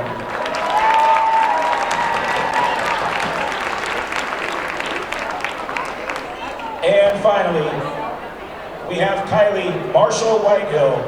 She was a volleyball star at Emerald Ridge, graduating in 2005. She was Emerald Ridge's first Gatorade Player of the Year as the top volleyball player in the state of Washington. Back in the time when freshmen were not allowed to participate in athletics, she was still All-Area 3 times for the Jaguars, and again was the State Player of the Year by Gatorade, by the Seattle Times, by the Seattle PI, by the Tacoma News Tribune. Basically every publication that was out there, she was the Player of the Year. She was rated one of the top 50 in the country for volleyball and went on to a distinguished career at the University of Tennessee, where she was a 3-time academic All-SEC performer. Congratulations, Miss Whitehill. And one more round of applause for the second 2025 Hall of Fame class for Emerald Ridge High School.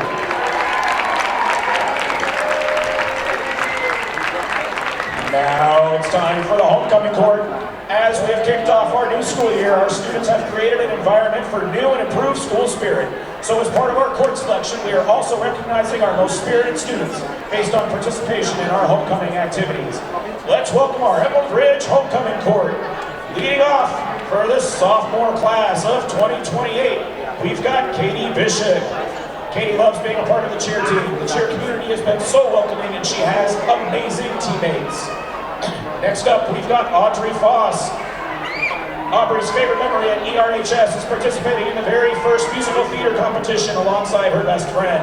She's inspired by her mom and voice teacher who encourage her to be herself and work hard for her dreams. After graduation, Aubrey hopes to attend college to become a choir teacher while auditioning for Broadway shows. Next up, Olivia McKiernan. Olivia remembers the excitement of the first week of school's High Five Friday, where she loved greeting everyone as they came in. Her dad inspires her because he never fails to succeed, and he shows unwavering love for his family. Our next sophomore is Daniel Nelson. Daniel's standout memory is performing in last year's Dream Only by Night. His teachers inspire him because they make even the most boring subjects interesting. Mary Parker. Mary's favorite ERHS memories from the first week of school, making new friends and meeting so many amazing staff members. Her best friend, Frankie, inspires her to grow and learn every day. Brooke Thompson. Brooke's favorite ERHS memory is going to watch football games. Her most inspirational person in her life is her dad because he never gives up and he keeps going no matter what the challenge.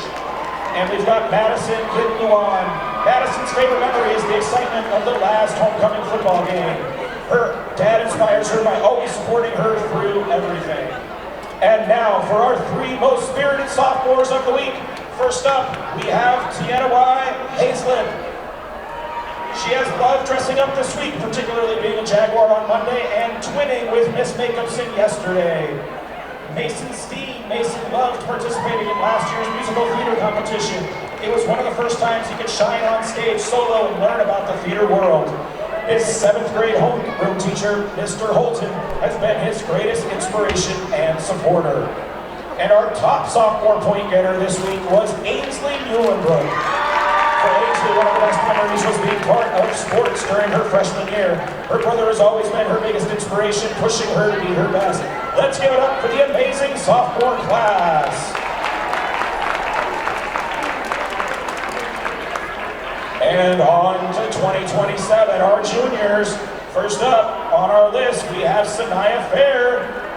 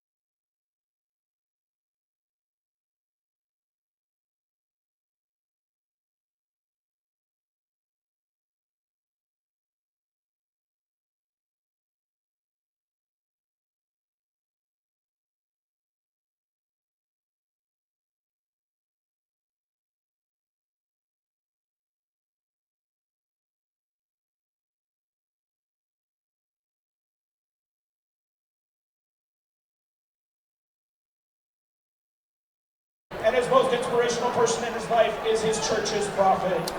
Welcome back, everybody, to Carl Sparks Stadium in Puyallup, Washington, the King 5 big game of the week. Brought to you by Phillips Law Firm. The Vikings lead it at the half 32-0. Emerald Ridge celebrating homecoming week, so we've been seeing the homecoming royalty parading down the track tonight. But now it's time to parade out our top plays of the week. King 5 Sports, the only Seattle news station still devoted to high school football, still out there every Friday night. And with that in mind, ladies and gentlemen, here they are from last weekend, the top plays of the week. Number 8, West Seattle and Chief Sealth. Seahawks kicker Ogi Petronevich nails a 52-yard field goal to end the first half. He thumped it. Number 7, Everett and Edmonds Woodway Warriors. Sophomore George Gizzi launches it for big brother Zach, and he breaks an ankle with that move on his way to the end zone. Number 6, Auburn Riverside and Kentwood. The Conks offense was clicking. Quarterback Brandon Toggle lets it fly. Trey Mayfield all alone. 72 yards for a touchdown in Kentwood's big win. Number 5, Olympia and Hazen. The Highlanders score the only touchdown of the game. Braylon Glafke to Darian Garrett. Great coverage beat by a great pass for the score. Number 4, Lakes and Curtis at Harry Lang. Vikings running back Tice Kinley gets the handoff, gets some huge help from the guys up front, and goes completely untouched for 6. Number 3, Mariner and Glacier Peak. The Grizzlies offense gets rolling. The swing pass to Isaiah Owens, cuts it back, and he's gone. His first of 3 first-half touchdowns. This one good for 60 yards. Number 2, back to Curtis and Lakes, and the Kinley touchdown. This is the ensuing kickoff. Andreas Thomas takes it from his own 4, cuts it back, 96 yards. Look at the wheels on this guy. That kick starts a comeback win for Lakes. And a number 1 from Ed Wood. This is the opening kickoff. Gage Lynch makes a statement in a strong game for the Warriors. Lynch races right up the middle. He is all alone and goes untouched the entire length of the field for our top play.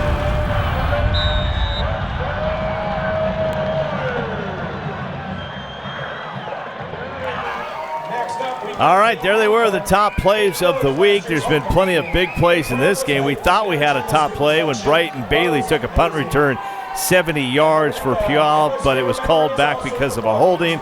But still plenty of big plays. Jaden Woodland with a touchdown, Brighton Bailey with a touchdown, Lawson Looker with a touchdown, Luke Parker with a touchdown, Josiah Denmark with a touchdown. Add it all up together, that's 32 points for Puyallup. They lead at the half. Coming up in the third quarter, I tell you what, I'm very excited. We've had some great guests already during these big games, from Jason Puckett last week, Todd Millis, Brett McDaniel, Troy Haffeday. But coming up next, a legend.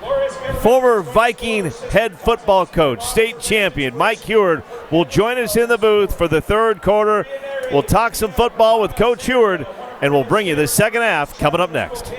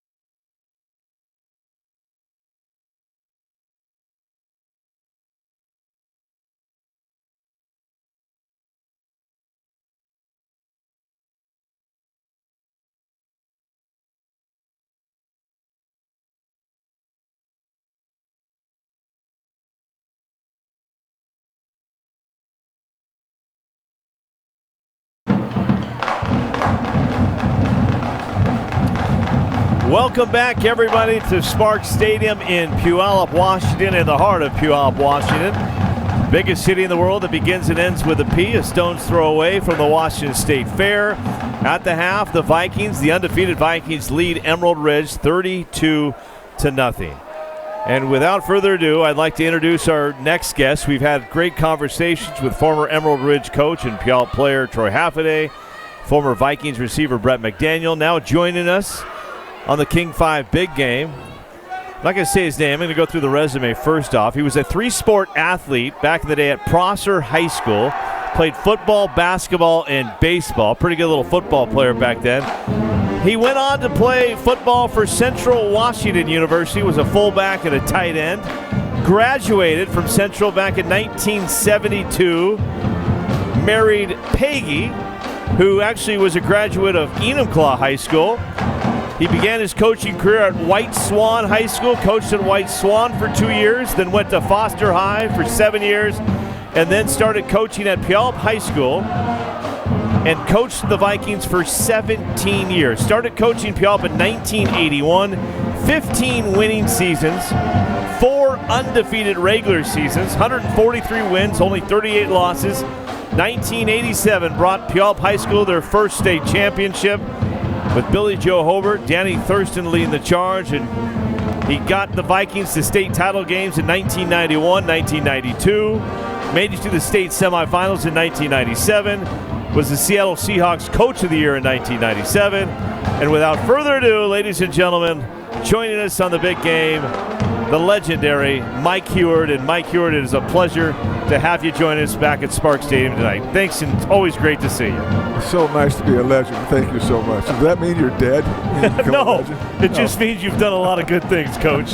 Well, I've had some great athletes during my time and some great assistant coaches. And blessed to have this opportunity to coach in Puyallup, to live in Puyallup, a couple blocks away. And got to see these guys play their first game against Tumwater. Very impressive. And then on TV down there against Evergreen, where they're down 14-0 after traveling 3 hours to get to a game and coming back and winning 48-14. Very impressed with what I've seen with the new coaching staff, and they look certainly like a playoff team and a contender right now. They definitely are passing the eye test, Coach, right now. They have big boys up front. We look back at that 1987 team, and a lot of people will talk about Billy Joe Hobart and Danny Thurston, but I think a lot of people that know football will look at Tom Gallagher and players like Steve Wolf. It was the big boys up front leading the way. Absolutely, and of course Steve Wolf went on to star and play at Washington State University, and Tom Gallagher at the University of Washington. Tom definitely would have been in the pros had he not torn his knee up in the bowl preparation for the Senior Bowl. So, yeah, they had a lot of great guys. Jeff Pulowski, a big fullback in there. Kenny Flash, who teaches at our school.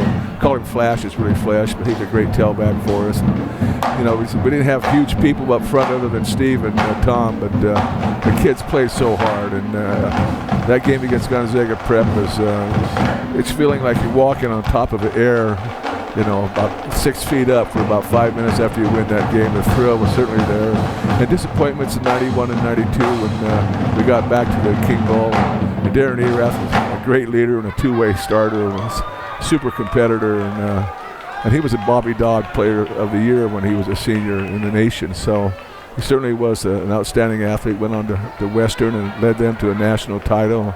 And Kelly Susie was my first quarterback to win a title, league title in 1984, also starred there at Western Washington. So a bunch of Vikings went on to play college ball, and I'm proud of them all, and blessed to have had an opportunity to grow up with them and have them accept me even when I was yelling at them. Well, we've talked for about 5 minutes, and we're getting set for the start of the second half. Emerald Ridge will receive, down 32-0. We've mentioned some great names: Kelly Susie, Tom Gallagher, Steve Wolf. We talked about Mark Ledbetter earlier. But Coach, we didn't mention three names there as we were talking, even as we were talking about your resume, and that would be Damon, Brock, and Luke. And you look down on this field, and I know you and we saw a young kid throwing the ball, and you even mentioned to me that looks like a young Luke Heward throwing the ball down there. You look from up top, and usually you were on the sidelines, but you look up top, how many great memories did you have on this field? How special was it to be not only the coach of so many young men, but to be the coach of your three sons? Damon, Brock, and Luke on this field? Well, it wasn't always easy, but we didn't bring things home with us. It stayed on the practice field, so at least that's the way I look at it. I'm not sure they always do, but we were very fortunate to have three great sons, and all still involved in football one way or another. And Brock finally going to be coaching his own boy Titus Heward, sophomore, 6'6", 200 pounds down in Colorado. So I got to see him play a little bit before I came here and had a nice touchdown drive as a backup quarterback. And Damon, always people ask me what to compare the kids, so it's kind of hard, but Damon was really a kind of a natural.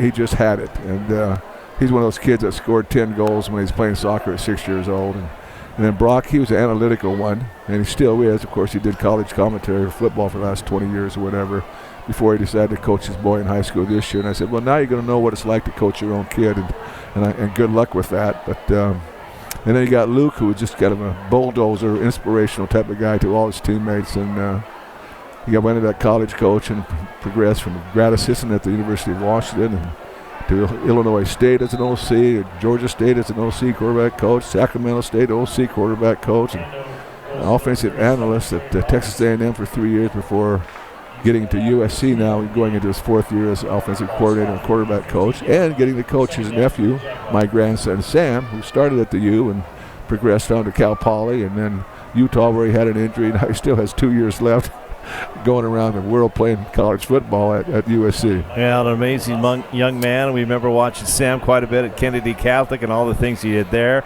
That was Trey Robinson with the carry for Emerald Ridge. Mikey Puyallup with the tackle for the Vikings. Emerald Ridge trying to get something going here. 2nd and 8. Third quarter, they're down 32-0, and ER didn't like something. They're going to take a timeout, and that gets us back to the conversation with Mike Heward. And we're hearing a lot of history right now with Cal Raleigh, and Gino Suarez could hit 50 home runs, and this could be the first team to have 2 players to hit 50 or more home runs since Mickey Mantle and Roger Maris. Well, we're looking down at Spark Stadium. If I recall, 2 young men you're talking about, Damon Heward, Brock Heward, I still remember the day in the Kingdom, one suiting up for the Miami Dolphins, one suiting up for the Seahawks. I believe, Coach, and correct me if I'm wrong, first time ever that 2 brothers were in an NFL game at the same time at quarterback. They were the first 2 brothers to start a regular season NFL game, yeah. And then the Mannings, they came in second place after them. Yeah, the Mannings always behind the Heward boys, right? So that was pretty unique. At one time we had 3 quarterbacks from Puyallup High School playing in the NFL, Damon Brock and Billy Joe Holbert. So that's pretty cool for a little town of Puyallup having 3 NFL quarterbacks at the same time. How much do you like to see that the traditions have carried on here at Puyallup High? You go back to your days and you guys would march from the high school over to the field, and that's something that they still take very much pride in. They take a lot of, obviously the baseball team has done very good with Mark Weiss over the past 20 years. The basketball team coming off a great year with Kevin Olson last year. But when it comes to Puyallup High, you put this high school on the map when it came to football, and they've kept that tradition alive. Well, once you get it started, it's nice to keep it going, and they certainly look like they're doing that this year. Mark Weiss, a good friend of mine, I remember when he came, he says, Coach Heward, I'm going to make this a baseball school too. And he certainly has done that. I'm very proud of him, and he finally retired, and I hope he has some good days where he can just reminisce. And he just is a great coach, a great person. He should be in the Hall of Fame, no question, bringing a couple state titles. I don't know how many. Over 300 wins, I know, probably a lot more than that. And the great thing that Mark did, that you did, that we're seeing, we've talked about Emerald Ridge and Puyallup, is not only it's about this level, but it's about building these kids for the future, putting a lot of kids into college and beyond in the professional ranks. Yeah, and Mark Ledbetter also was in the USFL, so who is a pro as well, besides my boys, Billy Joe, and of course Dane Looker, who's coaching out here with the Vikings now, his son. So pretty cool. Not bad. And not bad right now. The Viking crowd on their feet, and nobody's left over there. They're enjoying this one tonight. And they're not gonna rest, because if things continue to go well here, they're gonna say, great win, let's now get ready for the Sumner Spartans, which has become somewhat of a rival. And back in the day, that was a rival of yours as well too. I don't know, just Rogers Rams has always been a rival up on the South Hill, but There's something about Puyallup versus Sumner, too. Well, we used to call him Scumner, but I guess I shouldn't say that on the air. I don't want to psych him up. I'll make sure Keith Ross. When the boys come across the river to play the Vikings, we got to take out our swords and make a stand and send the Spartans home. Yeah. You're fueling the fire, and this game's not even over yet, Coach. Well, Travis and Coach Ross has done a super job. There's no doubt about that, and Sumner's got a great team. I feel like Coach Ross has a lot of things that you two are very similar. I mean, he's got longer hair, though. Yeah, I'm kind of jealous about him having all that hair, but yeah, he seems to be a player's coach. Kids seem to like him a lot, and they seem to work hard for him. And they got some kids that have moved in. Nowadays it seems like kids can go anywhere they want to play. It's kind of like the colleges, but you grow them at home and you develop them. And there was a period when we beat Rogers 15 years in a row, and there wasn't an elementary kid that ever saw them beat us that went through high school. And so we kind of take pride in that city championship stuff. And sure. Gene Bone was a line coach for me. Went to Rogers, and it's just a tough situation since Emerald Ridge came into existence. So, it's tough up there right now, and hopefully they'll get it going. I think they've had a couple wins this year. They're kind of moving forward. 2-1 right now coming into the night. Rogers Rams, and ER has a nice over the last decade. It's been a playoff team. That was Jaden Woodland with the catch for the Vikings. Luke Parker in the shotgun formation, trips to the left. Third quarter, handoff, Brighton, and he's been running a lot tonight. Only picks up a couple yards there. It's going to be interesting to see this Puyallup team next week as well, because they're going to add a running back to the mix. We're seeing a lot of Brighton Bailey tonight. They have a transfer from Emerald Ridge. You talked about the transfers. Malcolm Akufo, who he is a big, strong sophomore running back. Kind of like a Phil Knoll back in the day, if you will, of Mark Ledbetter. Oh, wait, Phil wasn't that big, but Mark Ledbetter certainly was. Mark Ledbetter was a big boy. He'd scare the crap out of you. He was a linebacker, fullback, and you didn't want to mess around with Mark, that's for sure. Parker throws to the left side, and that is Jaden Woodland again with another catch, and this kid has just been fantastic all night long. Committed to Eastern Washington earlier this week, and he has been a favorite target of Luke Parker. Flag on the field, and I think that may be a little excessive celebration. And this happens, Coach. You saw that in the Rogers Rams rivalries. Things get a little chippy out there, right? A little bit. No, never. Going back to I think the '88. I mean, I'm going back a few decades here, but was that the Mark Wheatley versus Billy Joe Hobart game? And we came down. We marched down from the high school. We get to the field an hour and a half early, and the plate both sides are packed. It's 3 deep around the fence outside. It was just so exhilarating, and of course, the right guys won. But that was very exciting, electric. Unofficially, like Coach, I think that was the biggest crowd ever in Spark Stadium history was that game when Mark Wheatley and the Rams faced off against you, Billy Joe Hobart, and the Vikings that day. And, during the play, we have a dead ball, personal foul on Emerald Ridge.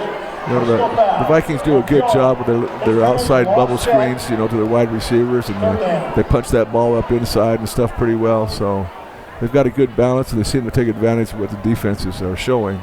How hard is it, DJ Mims taking over as the head coach of Puyallup? I talked with him earlier. He was at Mercer Island. He played for Coach Lutton at Franklin Pierce. Year one, things are going well. Any advice that you'd give him? Not that he needs any, but it's always good to hear from a fellow Viking coach. Well, just keep the pedal to the metal, and keep working the kids hard. And he sure got it. He sure seems to motivate them and got them doing the right things. So I'm very happy for him. It's my starts here were 4-5, 4-5, 5-4 before we took off. So he's going to win all these games. He's not going to have much room for improvement. Well, and you said pedal to the metal, and that's exactly what they do. They hand it off to Brighton Bailey. He follows his big offensive lineman, and you've got a young man, the captain, number 56, Kova Doyle. He just continues to move the ground up there and providing plenty of holes for Brighton. Touchdown Puyallup. They take a 38-0 lead. They're going to go for 2. Well, it kind of looks that way, but I don't really need to do that, but they can work on this 2-point play here, I guess. Well, it's something they tried earlier and it didn't go well. It's Lawson Looker, the son of Amy and Dane Looker, who's going to go from quarterback to holder here. So they're just. Well, there's another information for you. The guy that held for the most field goals in NFL history back a few years ago was for a kicker from Miami, and the holder's name was Damon Heward. Seriously now? Yeah. Okay. At that time, that season, he set the record for the most field goals, and he was the holder. Yeah. Now, do you know, I don't know if I've ever told you this story, because Brett McDaniel asked why I didn't play football for the Vikings, because we had a great quarterback by the name of Damon Heward. And, you know, he could have used another wide receiver. You would have been great, Chris. I had great hands, but I blame your son, Damon, for ruining my football career, because it was an 8th grade game at Edgemont Junior High. Aylin came into town, and I was the strong safety for Edgemont. And I gave up 7 touchdowns that day where balls were thrown over my head. And I love them. Coach Luckman and Coach Piot just stared at me and said, "You're making this Aylin quarterback look like he's in the NFL." Sure enough, that quarterback was Damon Heward. And so at that point, Coach, I said, I'm going to play a little tennis maybe instead. Well, and you were a great basketball player too, Chris. So. We had some good times. Yeah, certainly did. We had some good times. 39-0 your score here. Roughing the kicker is the call on that one, and this is where things are gonna. This is where Torrey Donovan has got to. You know, this is frustrating when you lose like this. You're losing like this to one of your rivals, and obviously the Vikings are going to be excited. But this is where you got to take me through both sides of the sidelines here, Coach. If you're up, what are you telling your guys? If you're down like this, what are you telling your guys? Well, if you're down like this, you're telling your guys don't quit. Don't be a quitter. Do the best you can every play. And unfortunately, momentum is such a factor in football. And you get your head down and you go, "Oh, here we go again." And I know several times when we beat Rogers those years, one after another, we'd score first, and I think they put their heads down and go, "Oh God, here we go again." And you just got to convince your kids not to quit, and that you got to take pride in your effort every time you move. You got to give 100%. Don't quit. Okay, and now go to the other sidelines. Take me to the Puyallup sidelines. Your coach, DJ, you got a nice lead right here. What are you telling those guys? Just keep doing what you're doing. Play hard, be smart. Don't be cocky. Don't open your mouth and be stupid. You see some kids doing in the pros and college sometimes. And just focus on what you're doing and be a good sport about everything. I know one time we lost to Washington the year that we actually went on to win a state title. The next year we beat them like 85-6, and everybody's PO'd at me and what's going on. But we had 3rd stringers in there, 4th stringers in there, just diving the ball, and yet they're still going down and scoring. And those kids, it's their opportunity to play. Well, and we did try to rub the score in, but sometimes that happens. And we just saw that, Coach. We saw a young man by the name of Keegan Johnson getting some playing time. He wants to make a tackle, and Trey Robinson gets the pitch, and Keegan Johnson is in there and makes a great play on defense. So, yeah, some of these guys are getting some PT tonight that aren't starters, and they want to show the coaches, hey, I deserve to play a little bit. Well, they're out there in practice every day. It's not only the starters that make a team, it's those backups. And you need good scout team players to try to show your starters what the offense is doing. It was always tough when you went to play like Tumwater, these wing T teams, and that's where I was impressed when Puyallup beat Tumwater. Yeah. Pretty good. Because you just can't simulate the speed and the deception that those guys have with your backups. But how's this for motivation, Coach? Don't know if you heard this. They played Tumwater last year, and the T-Birds beat them pretty good. Oh, I know. I saw that. And Coach DJ, I was driving down here one night, and I saw a score on the scoreboard, and it was like a Tuesday night, and he put last year's score up every day at practice, so the players knew what they were going up against, and obviously that little motivation worked because they came out of the gates and knocked off, as you said, a very good Tumwater team that will be in the running to go for a state title this year. Absolutely. In the 2A. Absolutely. Well, I'm happy for the new coach, and I think that he's going to do well. He certainly did well at Mercer Island, and that's not an easy place to necessarily win against the teams that they play against. And he certainly got these guys believing at Puyallup, and everybody's excited for him. And I just can't wait to see him go win a state championship. Well, we'll see. I think they'll say one game at a time. It starts tonight with Emerald Ridge. Things looking good. 3rd quarter. Vikings lead at 39-0. Next week, they will not be playing on Friday. They'll be playing right here Saturday. The Vikings will be home. The Sumner Spartans crossing the mighty Puyallup River into Viking country. Be careful. The beautiful crystal clear Puyallup River. Oh, yeah. With a brown tint. And the handoff to Trey Robinson, and he's going nowhere. And once again, that's Keegan Johnson in on the tackle, and a couple Vikings in there. Number 8, Cody McFadden. Will Lorenz has been all over the ball tonight. I'm very impressed not only with his offensive Puyallup, but the defense is flying around out there. Did your boys ever want to play defense, Brock, Damon, and Luke? Well, I think Luke would have been a great defensive end. No, he was just a bulldozer. I think the coach just was afraid to play his kids on defense. Didn't want to put them out there, right? Of course, I played Billy Joe on defense and Darren Erath on defense, but the Ewart boys got a break. Oh, yeah, they're a bunch of weenies, so just let them play quarterback, hand the ball off, and throw it down the field. Now, Brett McDaniel was saying he actually wishes that he would have seen more, trips to the left, 5 receiver sets. That we're seeing some of that tonight. But you were a more balanced attack back then. I got to know the University of Washington coaches back in '74, and was able to get playbooks for them, and got pretty good relationships with the quarterback coach there, Ray Dorr, and so we kind of did a lot of the stuff that the Huskies did. And when Todd Elstrom went there his freshman year, he played a lot because the terminology, everything was pretty similar, and it was a great resource for me to be able to talk to those guys about what they're doing and why, and defensively as well. So I appreciate the University of Washington coaches that shared their information with me, and it helped a great deal. Polino throws deep. 2 Vikings on the coverage. Nothing going there. And this is an Emerald Ridge team that came in. They love to throw the ball, but the Viking secondary has been all over. Zeb Zenkner, Hunter Russler, Corbin Williams. He's one of the young freshmen I talked about earlier in the broadcast. He's a weapon, a name you need to remember. But these receivers have been just tied up tonight. Noah Jones has made a couple nice catches, but there hasn't been a lot out there for this Emerald Ridge team tonight. Well, I'm looking at the sideline over there at Puyallup. How many coaches do they have? 12? They got a lot over there. It's nice to see some former.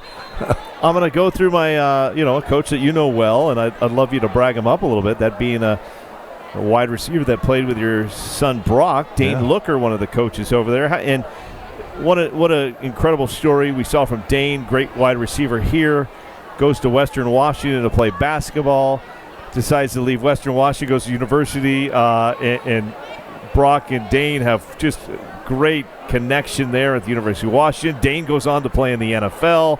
Yeah. Just a great story of a young man that worked hard, never gave up, always showed up early to practice, and just what a career he had. He's a tough cookie, and his brothers were tough cookies too. They have an aggressive attitude, and Jesse was a great player with Luke, and anyway, Dane was so small and slow, supposedly not good enough to get a Division I scholarship in football, supposedly.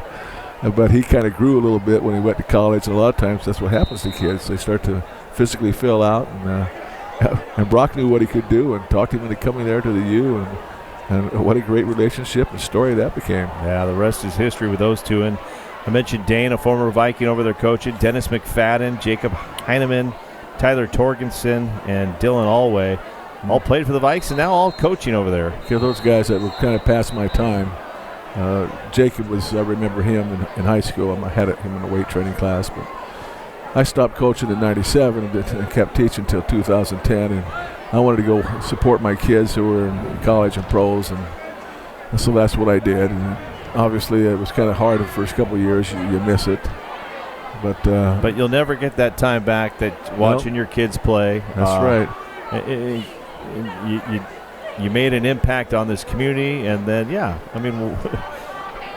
kids are going out playing college and pro. I wouldn't second guess that, and I know you don't. You and Peg had a lot of good times traveling across the globe and seeing your 3 boys. I probably could have gotten a couple of fights when they were playing college ball, and someone would say something negative, and I'd turn around and my head would be turning red, and I'd be saying stuff that I can't repeat.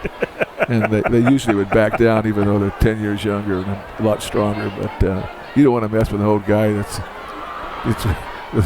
wants to protect his kids and doesn't want to hear bad things about it. But, quarterbacks get booed, and that's the nature of the game. Yep. Jaden Woodland with the punt return, and he's been a good little weapon tonight. And interesting, you mentioned we talking about the former Vikings on the Viking staff, but Emerald Ridge has got quite a few of them as well. Adam Skockle, Kelly Susie, I believe, coached up there for a little bit. Troy Haffaday, who joined us earlier tonight. These are all former Vikings, staying in the community, wanting to coach football. Now, they're just tremendous young people. I mean, they're not quite so young anymore, but in comparison to me, they are. And they were great kids to coach. And beautiful people. Yeah. They got great hearts, and they do things the right way. Trying to develop young people and teach them some discipline and to care about the teammates and other people, to kind of spread the love a little bit. Third quarter from Spark Stadium. The Vikings lead it 39-0. Luke Parker still out there at quarterback for the Vikings. Next week it will be interesting to see how Puyallup attacks it, as Luke will move to the wide receiver spot. And there's the pass, and there's the catch. That's Jai Mitchell with another catch, probably his fourth of the night. Big target for Luke Parker. Yeah, I heard about them having another quarterback that came in from Central Kitsap. Is that true? Noah Smith, this kid's doing pretty well. Transfer, the rule was he had to sit out the first 4 games. He'd be eligible for the 5th game. So I had the chance to come down here, and looks like a great kid, great young man. So it will be interesting to see.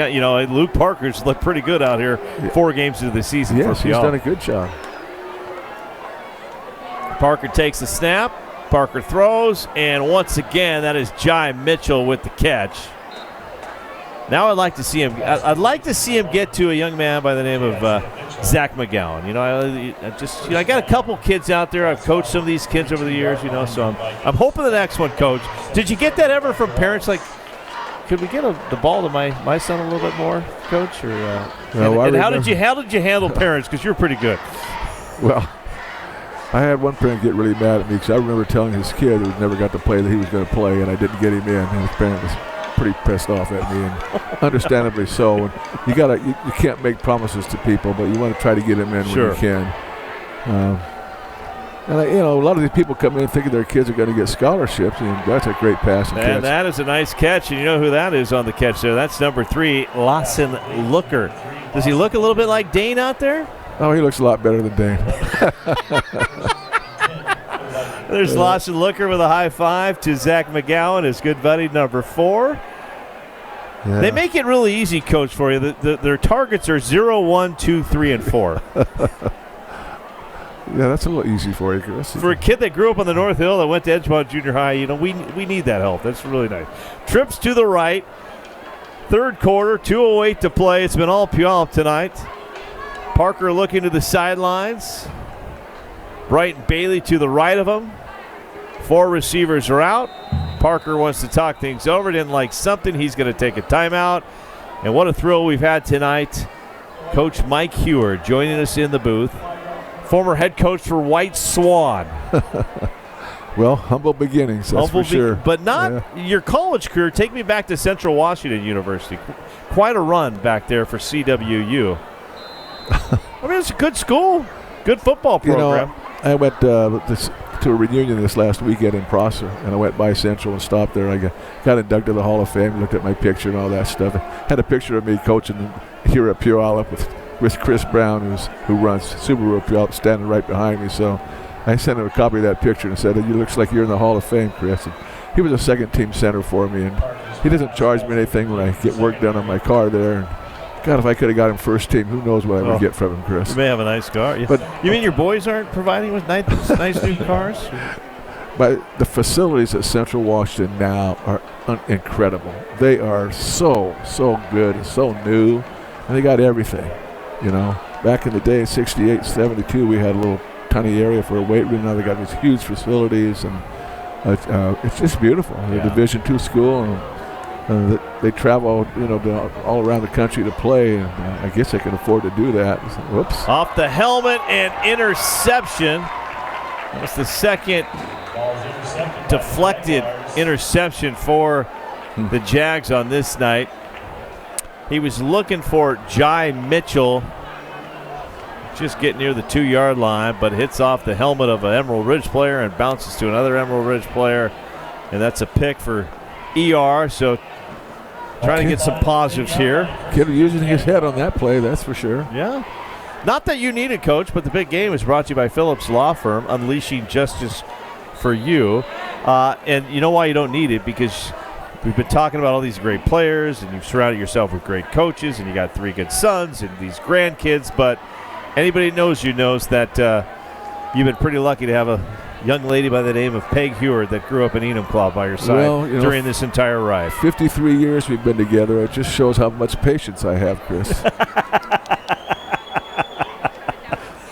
She's the rock of the family.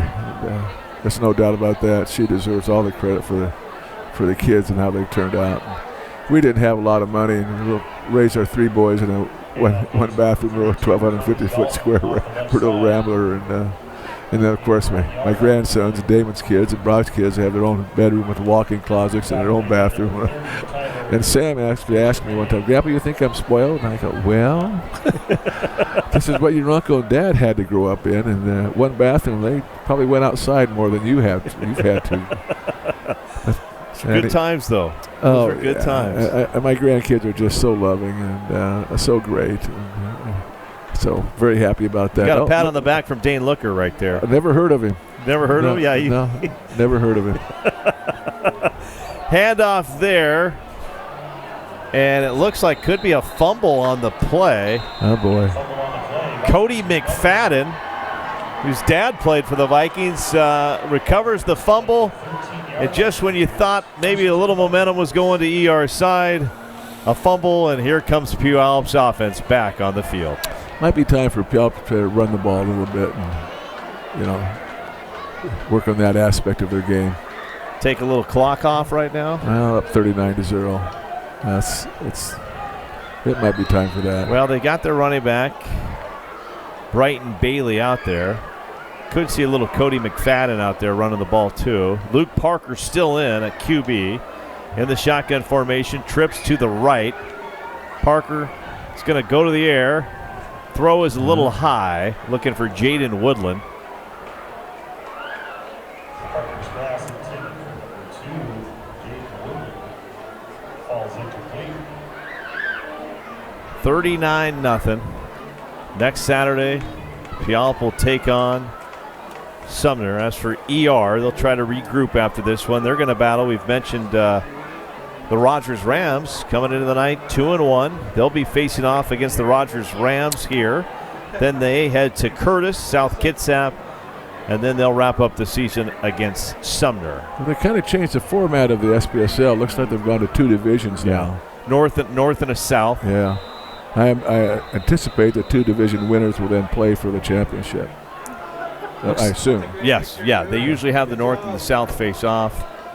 Sumner, I believe, won the North last year, and GK won the South. And then it's looking like GK is going to be your favorites on the South side this year. But the North is, I think you got Puyallup, who's looking pretty good, and Sumner, who's looking pretty good too right now. So it's going to be interesting. I wish I could be there for that game, but I'm going to be watching my grandson in Colorado next weekend. That's head on our way down to Arizona to be snowbirds. And I got to brag you up too. You got a granddaughter playing college basketball as well. Yeah, she's got an injury now, so I'm not sure what this season's going to hold for her.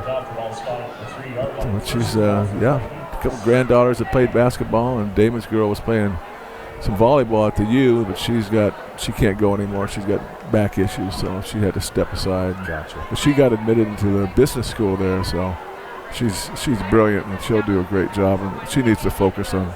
Parker nice to catch. the air, and that is a gorgeous catch right there. Jaden Woodland. We've been saying the name a lot tonight, and he's been making a lot of great plays. And that may be the end of his night, because I don't know what else this young man can do as the Vikings take a 45-0 lead here at the end of the third quarter.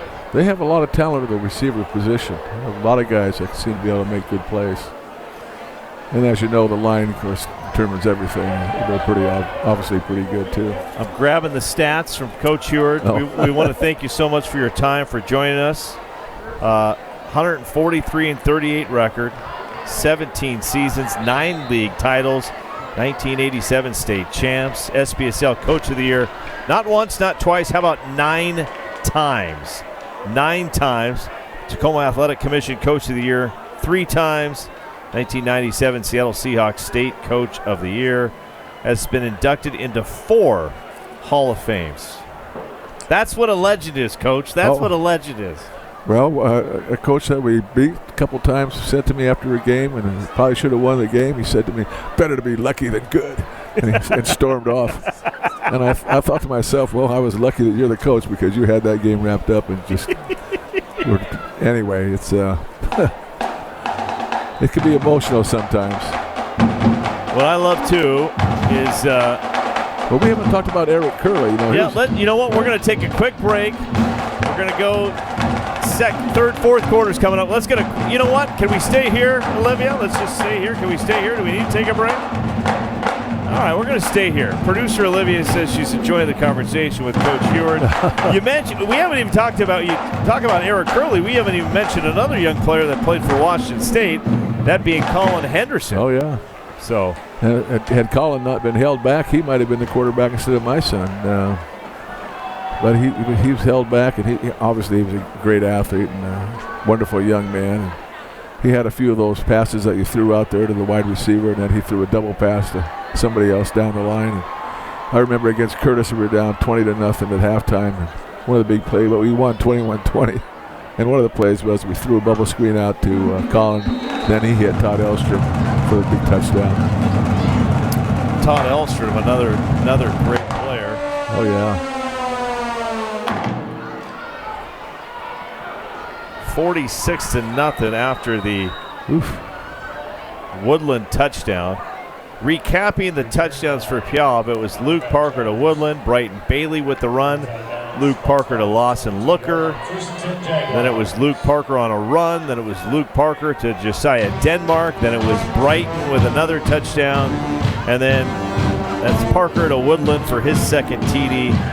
Add it all up together, Coach, it's 46-0. Puyallup Vikings right now. Pretty impressive. Yeah, I wish I was around to watch that Sumner game next Saturday. It's too bad I'm going to be gone, but I'll probably watch that on NFHS. You know, you can watch any game you want to now. So we're going to bring in Troy Haffaday in a couple minutes here. Okay. But I have 2 things for you. Actually, 3 things. I want 3 things as we look at this game. Advice. Tomorrow there's going to be, the next day, coaches watching this. Advice to young coaches out there first. What would your advice be to young coaches getting going?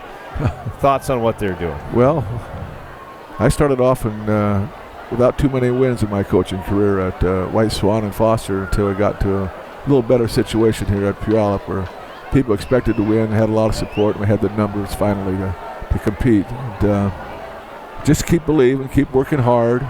You know, don't doubt yourself. Don't give up. You know, winners win in the end, so to speak. You've heard that before. And, things can turn around. And, you need good situations to be in, but you can make situations better by working hard and continue to believe in yourself and loving your players. Looks like Emerald Ridge is going to some of their second-string players now that they're bringing in the booth. And, Coach, 2 last things. We got good advice for coaches. Now we look at all these young athletes out there. What would you say to all these young athletes out there? Well, sports is something that you do and then you don't. This is your time. Make the most of it. You know, and try not to be selfish. Try to be happy for those around you who do well. And don't be jealous. Just give it everything you got and keep believing in yourself and keep working hard. Good things will happen. Nathan Rodriguez Huerta in at quarterback, number 15 for Emerald Ridge. And last but not least, for me, not only were you a coach to great kids, but you were also a parent to 3 amazing boys that I've had the pleasure to have great relationships with, and still to this day from high school on. What would you say to parents out there? Because it's a crazy world with some of the parents out there. Don't always bail them out. Don't always say that they're correct with everything they do. Don't be afraid to discipline them. And oftentimes now it's always somebody else's fault when things don't go their way, and you gotta be looking at yourself and realize that kids need love and kids need discipline.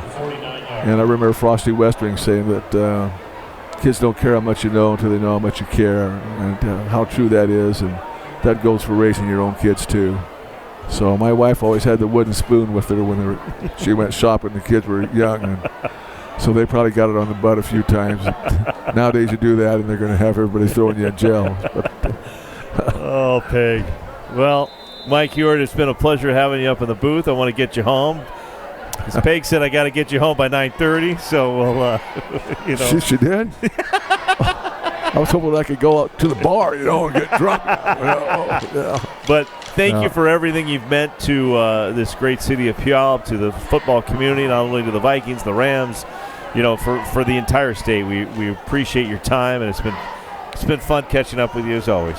Well, thank you for your kindness, and I appreciate you a great deal, Chris, and what you do for high school sports. And back when we were playing our games, Channel 4, we'd have all the rundown of scores after games, and they'd have all these highlights and stuff. And now you're kind of carrying the torch for high school football, so keep it up. You're doing a great job. Thank you, buddy. I appreciate it. There he is, Mike Heward, one of the greats of all time. We've had the pleasure this year to sit down with Monty Kohler, Sid Otten, and I put Mike Heward right up there with all those coaches for what he has meant to high school football. So with not a lot of time left here, it's been all Vikings on this homecoming night for Emerald Ridge. No matter what the score reads, the dance will go on. That's the good news for the ER students. And it's going to be fun now. Bringing in to wrap things up will be Troy Haffaday, who played for Coach Mike Heward. We'll get his thoughts on that. They're going to hug here in the booth. Big Game Taylor's been just phenomenal tonight, bringing us the action here. Phillips Law Firm, unleashing justice for you, our sponsor for the King 5 Big Game. Next week, going to be another good little rivalry battle. Glacier Peak taking on Lake Stevens. And Glacier Peak, they know how to bring it to that student section. And that's Brighton Bailey still in the game, still running hard. Luke Parker still in at quarterback.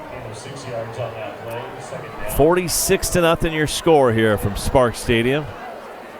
Been a fun night tonight. Troy Haffaday, Brett McDaniel, Coach Mike Heward, just some legends in the 2-5-3. All three of them have touched the lives of so many over the years.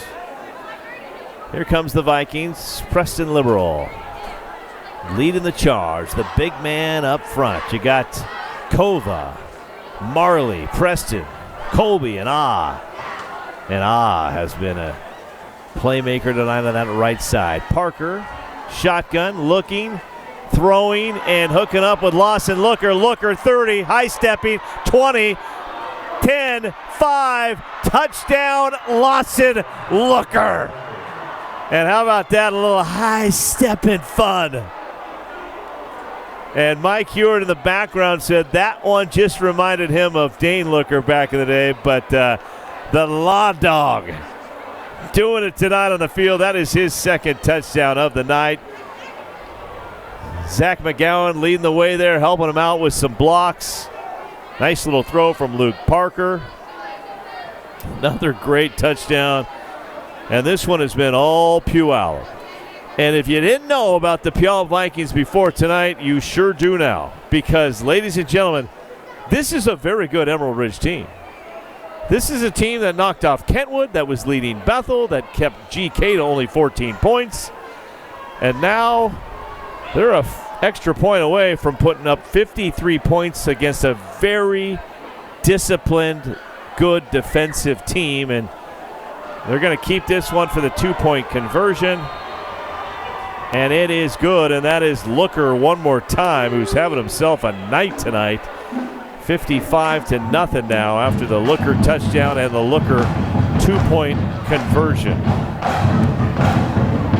Troy Halfaday back in the booth. That Troy, we've had Brett McDaniel. What a pleasure to have Mike Hewitt in here sharing his wisdom, his history. But just you had a chance to go out of the booth. I think we're seeing a Puyallup team tonight, Troy, that they're showing that they could be a state contender. Because this is an ER team that's not bad. Oh, no, they're good. They're real good. And, it was apparent when they played GK the other night.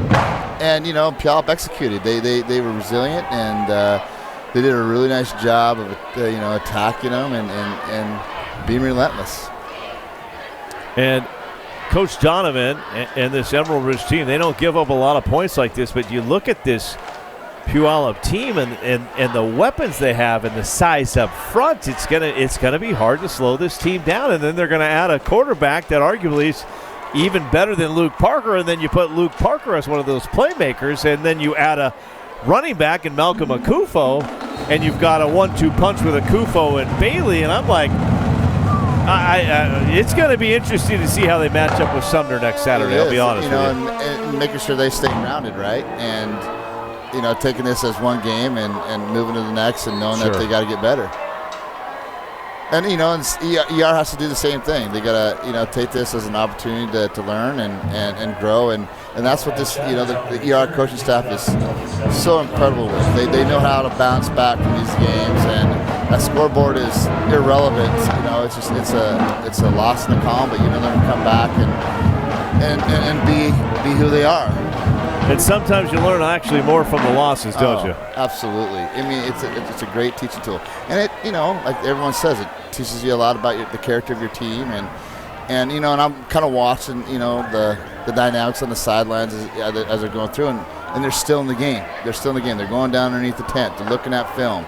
So I love the fact that they're not looking at the scoreboard right now. They're looking at how do we get better with each next play, and that's just a sign of just a great leadership and, kids buying into that. And it really does reassure them that, tomorrow's going to be okay.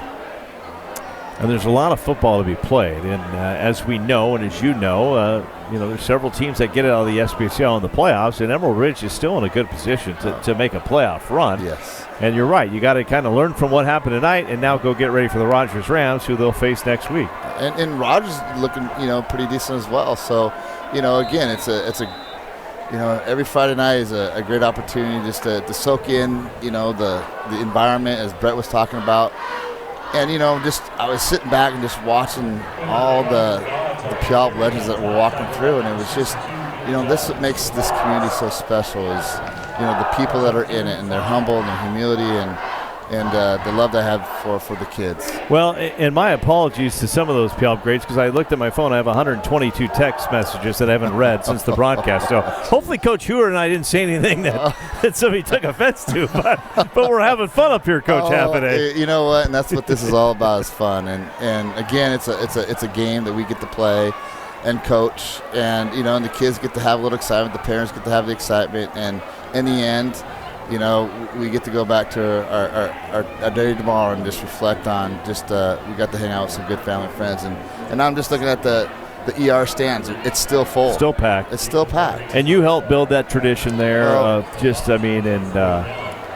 been fun to Adam Skokel took over, for several years and helped build up this tradition, I know, with his incredible wife, Kelly, and just building up the fans and the making it a special place to be. And you look at the sidelines, and the cheerleaders are down there just, welcome them. It's been a tough night for the players. Yeah. But they'll get through. The homecoming dance goes on, if you will. It does.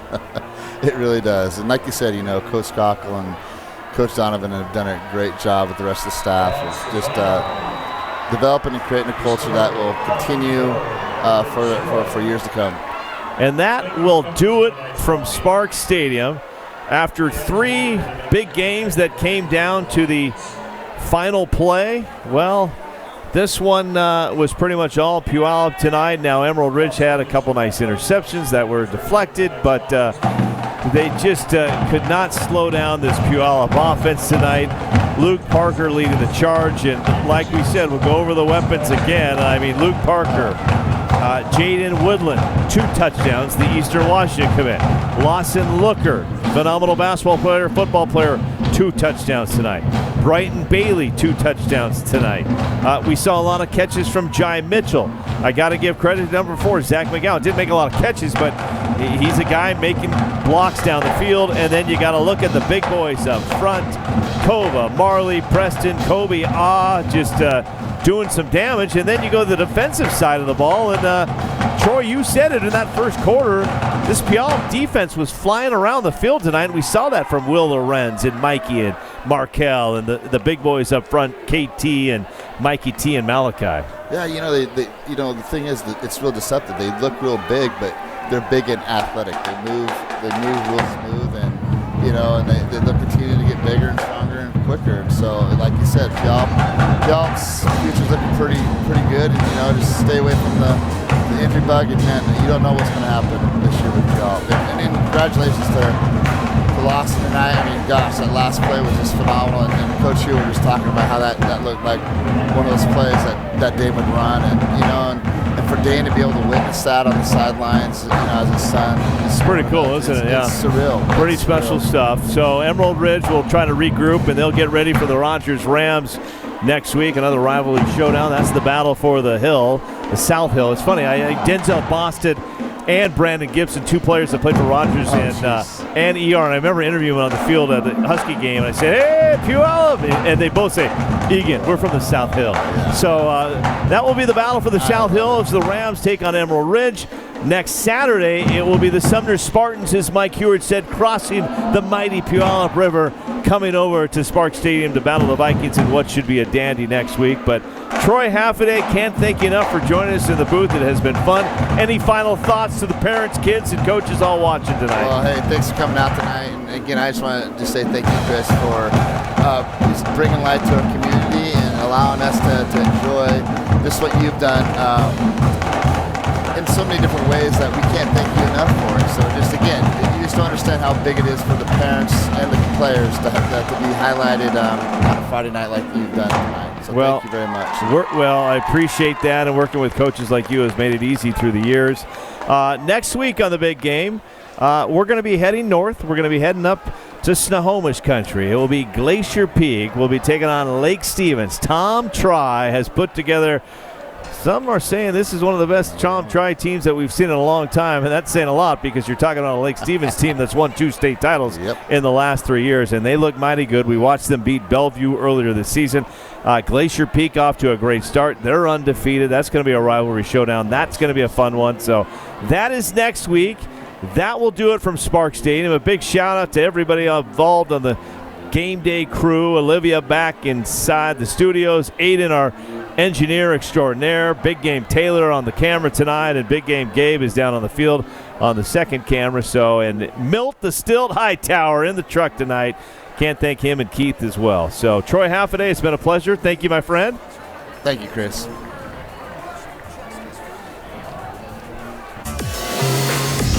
The Big Game is sponsored by Phillips Law Firm, unleashing justice for you.